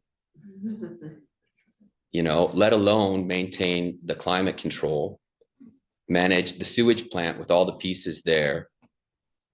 And then the well house with all the pieces there. The level of the facilities here, you know, Jerry, God bless him, he held it together as long as he could. And I've been looking at, what are the other sizes of staffing and stuff like that. We're right about where we need to be with staffing. Getting these things streamlined. Another example I use is anyone here drive a car that was built in 2005? Okay. Husband Yes. does. Okay, can he program the computer on? So our maintenance, they're hired as maintenance workers. And what I would like to do at some point down the line is have that reevaluated and have them entered as maintenance technicians, because not only are we requiring them to deal with more sophisticated equipment, we're asking them to track that in a more sophisticated way. They don't just do the work, they have to track the receipts, the inventories, the work that they did. They take photos and they enter it into our new computer maintenance management system, so that should anything, God forbid, happen to me, or you guys decide you hate me, there's a log, there's a clue, there's a path to follow in one location. And that's where we're struggling right now, is being able to continue the functions and the duties of the day while we get not only the data from the day done, but backfill the history on all these things. Gary is one-stop shopping. Not only is he an expert in things, the guy's office is next to the boilers. And he sits and listens to them, and he knows what's wrong with them. He knows if this is firing up at the right time. He's a little eccentric, but he's a subject matter expert. And the cost to replace him, this county can't afford it, not right now. Well, is anybody being trained to replace him? Because he's not going to be here forever. That's important. And there should be a significant amount of overlap. I mean, I was with Jerry for 2 months, and I'm treading water, but I ain't swimming yet. There's a lot to this county, and I think that people don't understand the scope and the scale yet, and I'll do my best to help you understand. That's what I feel like my job is. I was reflecting on one bill where Gary did the inspection and cleaning of LAC circuit breaker panels. The previous board went out for bid, if I recall, for that to happen, and we received no bids.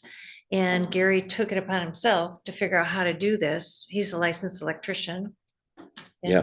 And he figured out how to do this at a significant savings to the county. So I think that that's something worth mentioning also. This week, we put in new workbenches, and to make a longer area to work, and the lighting there was poor. We said, hey, do you have any, can you get lighting over this workbench? He just did it on a Saturday. No extra charge, nothing, used resource parts from, other jobs that we have here within the county. He just did it. And it would have taken me, a couple of weeks to find the contractor, make sure I had the best bid. And it was just done overnight. All right, do we have any other questions? Any other? And I'm a big Gary fan, I agree Yeah. fully.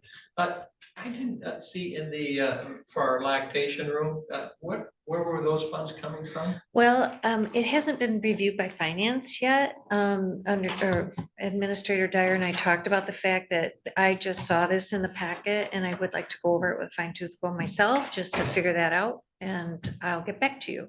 Okay, well, it was required by ARPA. I just didn't know if it was coming from ARPA funds. ARPA funds are all designated to the point broadband. I do want to reinforce something That was required by it, so. Commissioner Bunnick said. I do think that that's very important, though, that we get some kind of apprenticeship going on, because it will take a long time to be, intimately familiar with something that's so essential to keep the county running. And I would like to pursue that, someone, so that there's much more of an apprenticeship, so that it doesn't get lost. All right, any other questions? All right, none. Thank you. Thank you. All right, next up, we have special reports. Any special reports from anybody? All right.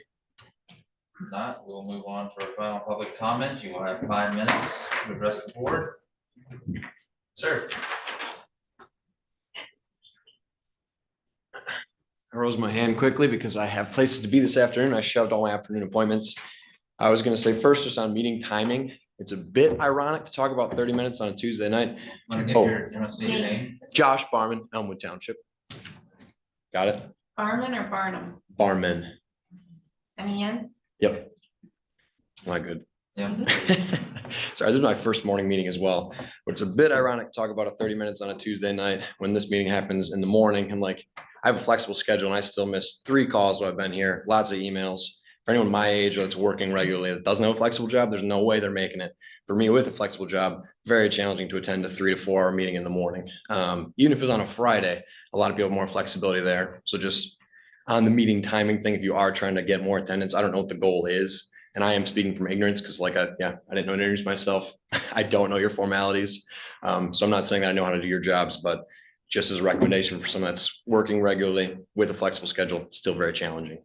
I'll continue speaking a bit of ignorance about the 2% allocations. Really cool. The tribe, anyone watching or let's hear from the tribe. Very cool. They're pumping money into the community. Love that. Don't disagree that having some sort of framework for how the money or how you want to present the allocations to them might be helpful. Someone mentioned earlier, like pet projects being involved. It might be a way to, make sure that everyone's getting a little bit of everything. Because just like there are some things that are necessary, there's also things that are important that are they're necessary items, but there's items that are also sharing importance. Our parks are great. No one's going to die if a park is closed or isn't as well maintained as it could be. But that doesn't mean our parks aren't important. So I think if there was some framework for how we're going to present the allocations, that might be a good thing to do. But I also have no idea what the relationship is like between you and the tribe. I don't know how tenuous those negotiations are, and it would certainly be horrible to lose money coming into our community for those means. So anyway, I have to leave. I'm so sorry I can't leave. The other people speak behind me, but anyway, thank you very much for your time. Thank you, Josh. Any other, Mr. Scales?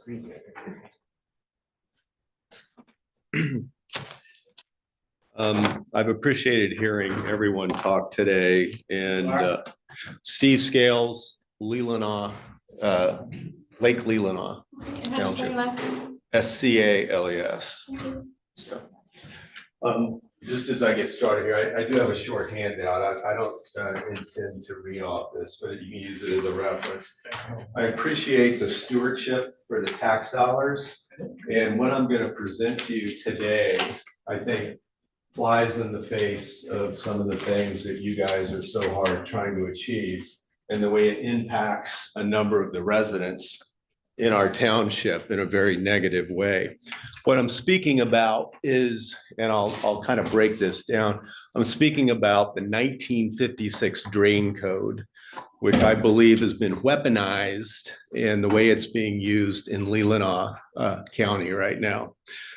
Specifically, and again, I won't read from this, but points number 1 and 2 on this are really the pre-work and the things that have happened leading up to what potentially is $1 million responsibility for the township, and to skip to some of the back here to benefit 6 properties.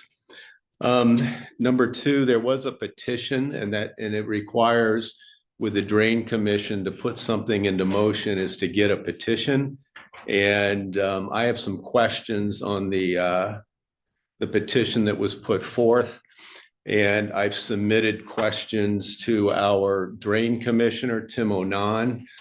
He's had my questions for about a week. He's not responded back, but I want to get clarity to make sure that the petition is in fact authentic and warrants this project. But here nor there.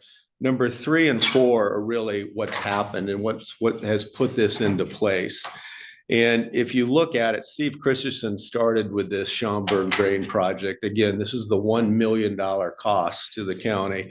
He put this into motion and he followed the process where you do a petition, a board of review, and then the drain commissioner is bound to do the execution against it. One thing that Steve Christensen did is bring in an outside consultant. And that outside consultant has collected just on the Schaumburg project, and no work has been done, $175,000 already. And in the last 2 years, he's collected $148,000. Now I say the $148,000 since it's important, because if you go to number 6, this project was supposed to be completed by the end of December of 2021. And if you want to watch the video from the public meeting that was on April 22nd. You can see it all. If you want to stay after, I can take you by minutes into, what went on there. All in all, there's also attached to your package all of the 6 projects that Brian Cincy is involved here, and collectively they add up to about $4 million. His fees for those are well in excess of $600,000.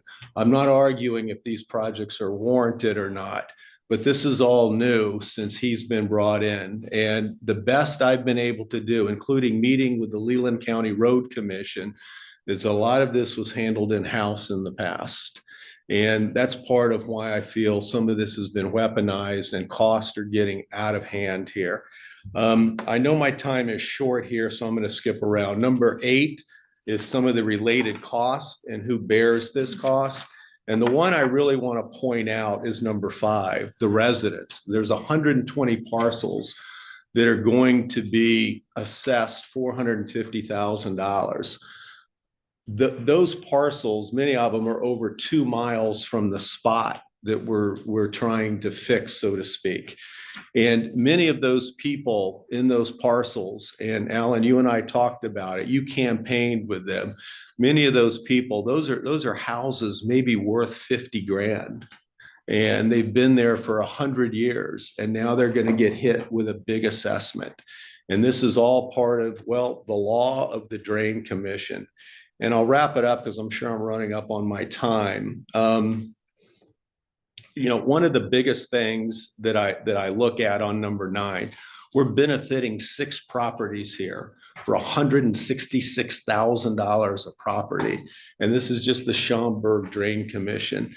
And most of those properties are directly on Lake Michigan. They're multi-million-dollar properties. I'm here to represent the interest of the people that live up that road that really don't have the means to pay for something like this and are being weaponized with this drain code. I've tried to research all this and do everything I Mr. can. Scales, your Thank you. time's up. Thank you. Kowski?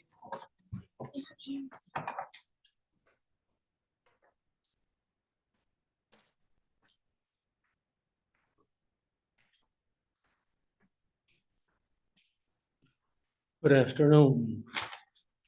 I agree. I've been watching this expansion of drains over the years and their inability to get it cheap and accomplished as the cost to the property owners skyrocket. So I support the discussion Mr. Scales just had here with you. Also, I want to just have you think about something that happened, a unique happening today. The first speaker here was what we would consider to be an ordinary person. And he talked about meeting times and meetings. From my perspective, if that's an ordinary person, then our discussion about being accommodating to people at meetings, what we're doing is making a mockery of the process. We want to ignore those people. We must enjoy that. And we want to continue that fascinating world we live in and about the commission. Further regarding this matter, probably the commission someone should call and be in a survey regarding this meeting time. And if we took the time and effort and used our intellect a little bit, we could set up a little thing and call all the people we've seen here for the last few months, maybe 15 and 20 of them, and see how they respond to it. Calling the township trustee or supervisor in a township, which has nothing to do with the county, seems to be a distant approach to verify what we want to do. So we need to be more discreet about how we go down about it. About the jail, I researched the jail cost because our jail is built pretty well to penitentiary standards. From the official federal documents and the constructions, the jail costs the county taxpayers $100 per day per cell, period. You can't escape that. And think of the horrendous cost taxpayers have paid for the empty beds, about 50 of them for the last 10 years. Millions of dollars has been wasted. So I want to continue on our further education with the county commissioners, who many of you have heard what I've said. People don't really want to be led anywhere by their elected officials or the bureaucrats that they appoint. Elected officials are required to serve the people according to their fiduciary duty. People or taxpayers want to be left alone to make their own decisions. People want the Leelanau County Commission to have one key objective: to provide them with the best possible, least cost Republican form of limited government as required per MCL 46.11, by simply and effectively and economically performing and providing the people with the ministerial, administrative functions, duties, and services of county government. Some history: Leelanau County Clerk, per the request of the commissioners about 30 years ago, who had accepted the task of handling all the finances, had faithfully and successfully managed those for 26 years until May 11th, 2021. On that date, the commission and its executive committee meeting a late non-emergency surprise addition to the agenda in violation of board rules, passed a motion that immediately removed the financial and human resources responsibilities and duties from the clerk's office. Phenomenal achievement.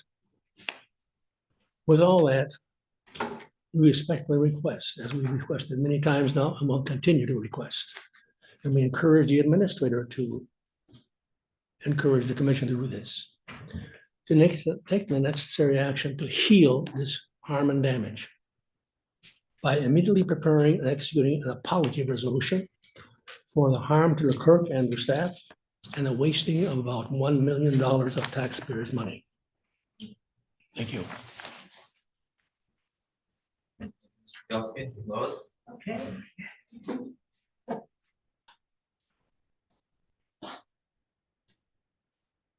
Lois Bailey from the village of Suttons Bay. I get so flustered that I forgot my name.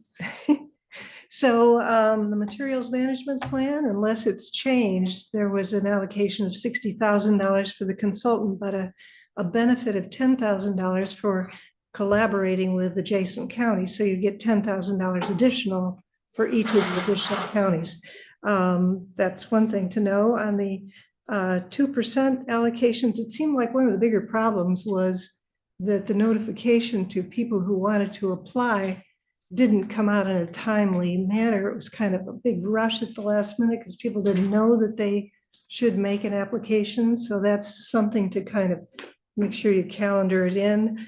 And when you're talking about a lactation room, the next thing that pops into my mind is if you had a daycare facility on site, you'd probably expand your opportunities for employees greatly. So thanks, a big job, but there you go. Thank you. Thank you. Any other public comment? Yes, Mr. Wiesner.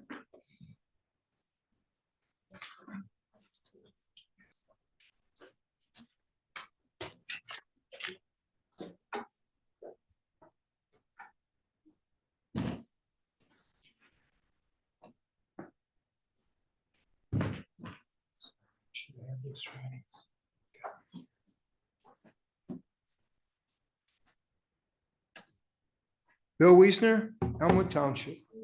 And again, more so than ever, they have no fraud. Simple solution. Ann County, simple solution.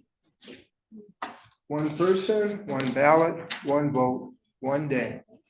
It's the only way we're going to get there.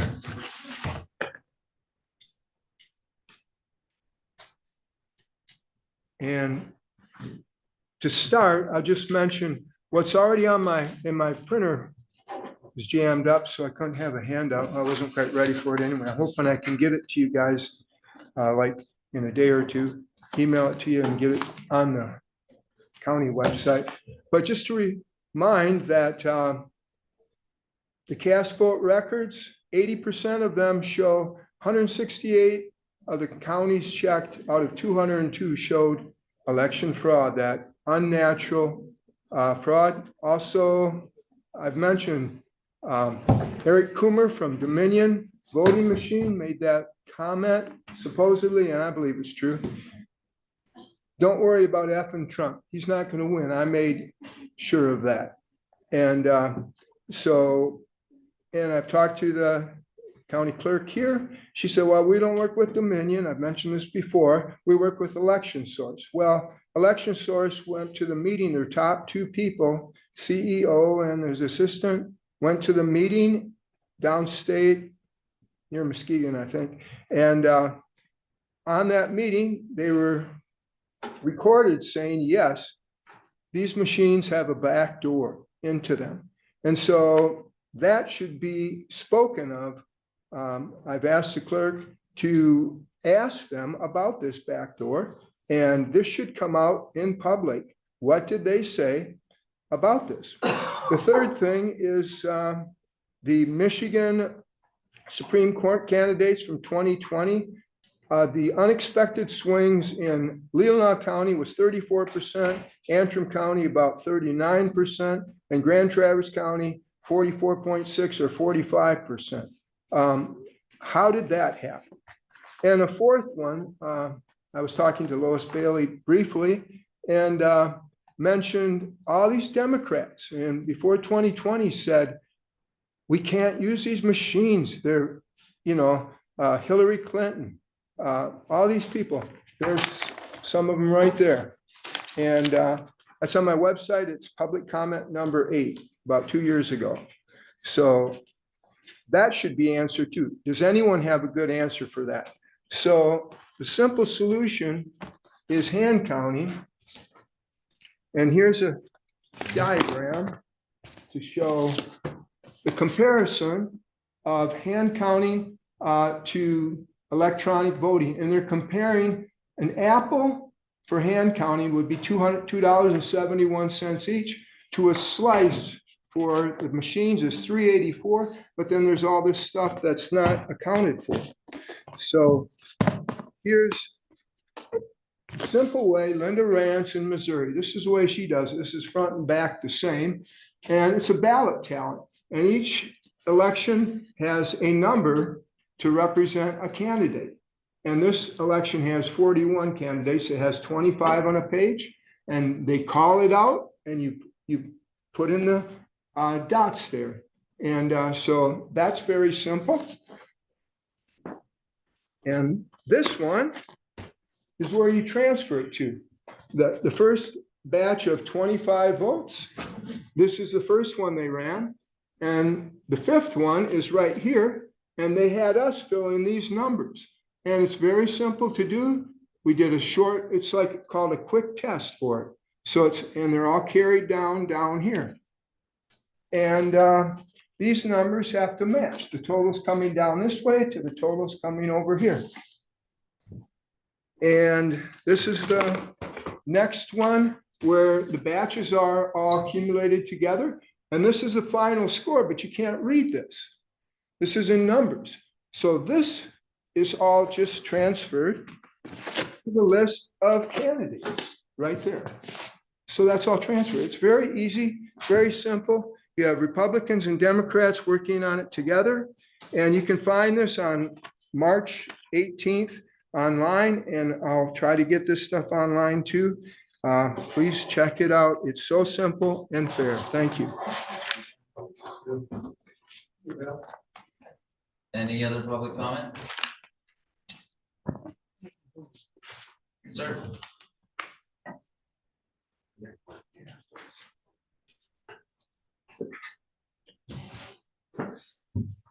Gotta get these speakers fixed. I can't hear Steve back here. Anybody that speaks up here, I can't hear him back there. And it stinks when you can't hear somebody. Oh, Scott Richards, sorry, Green Lake Township, Scott Richards. I apologize, forgot about it, but that's a pain in the butt when you can't hear. The best thing I learned in life is sugar time. Sugar time was a great day, a great time. My grandparents and us grandkids would get together. We'd read a devotional with a Bible, couple Bible verses, and that's the best way to start the day. I miss my grandparents. I just want you to know that's the best way to start the day. You get up, pray together, hug each other, kiss each other. Then you can go out there and conquer the world. So I hope you people read your Bibles, because it's the most important thing in my life. And with you balancing budgets, spending taxpayers' money, I would definitely want the Lord's wisdom on that, okay? Because we're all gonna have to answer for what we do here in this life. Like Holly Bird just passed away here shortly, and she was only 55 years old. That's, you know, we can go any day. I can pull out here and get hit by a car. That's why it's so important to know our Father and his holy word. And like I said last time, Psalms 119, verse 11. I've hidden thy word in my heart that I might not sin against thee. Because God knows our hearts. He knows even our thoughts, like what Steve is thinking right this second while I'm talking to you. I mean, I care about you. I care about my friends and family and the people of Leelanau and the people of Interlochen and around the world. And I hope we all have a revival or a reformation and God's word shows up to you. And because time is short. Thank you. Any other public comment? All right, lots. Closed session. Make a quick 5-minute break. Yeah, 5 minutes because the attorney's on the clock. It's been here since 9:30.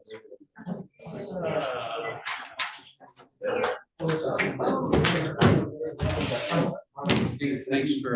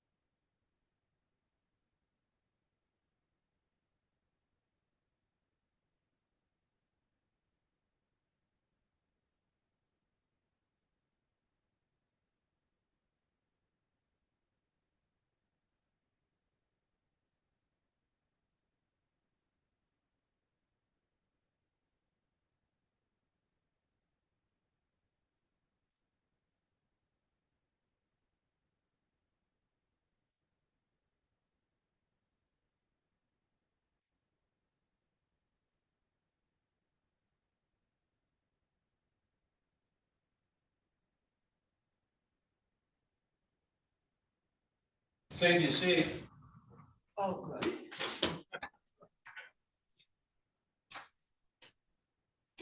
All right, are you ready, Jen? Yep. Take a motion. Move we go back in a regular session. Second. All right. Support? Second. Right, yeah. Oh. You supported it? Yeah, it was support. All in favor, say aye. Aye. All opposed, say nay. Motion carries 7-0. All right, next up, we got commissioner comments. None? All right, we got approval of financials, Kathy. Sure. So claims and accounts, if you want to make a motion to approve claims and accounts of $131,240.88. So moved. Support. All right, motion made, support. Any discussion? Not, all in favor, signify by saying aye. Aye. All opposed, say nay. Motion carried 7-0. And someone to make a motion to approve post audit in the amount of $3,242,531.32. So move. All right, motion made, support, discussion. Not, all in favor, signify by saying aye. Aye. All opposed, say nay. Kathy, And that's Chairman Yoder, if I could, Yep. before you adjourn. Right, I want to turn. We Motion have- carried 7-0 now, go ahead. Okay, we have one more payroll in the month of April that I can produce a per diem payment for any commissioners for January, February, March. It's the rolling 3 months prior. So if we go into May, you can submit February, March, April. Do you follow the path? So if you have not submitted January, you have one more payroll to get it in, if you have not done January, because we're doing payroll today. That's all I had to say. All right. Questions for Kathy? Not, we're adjourned.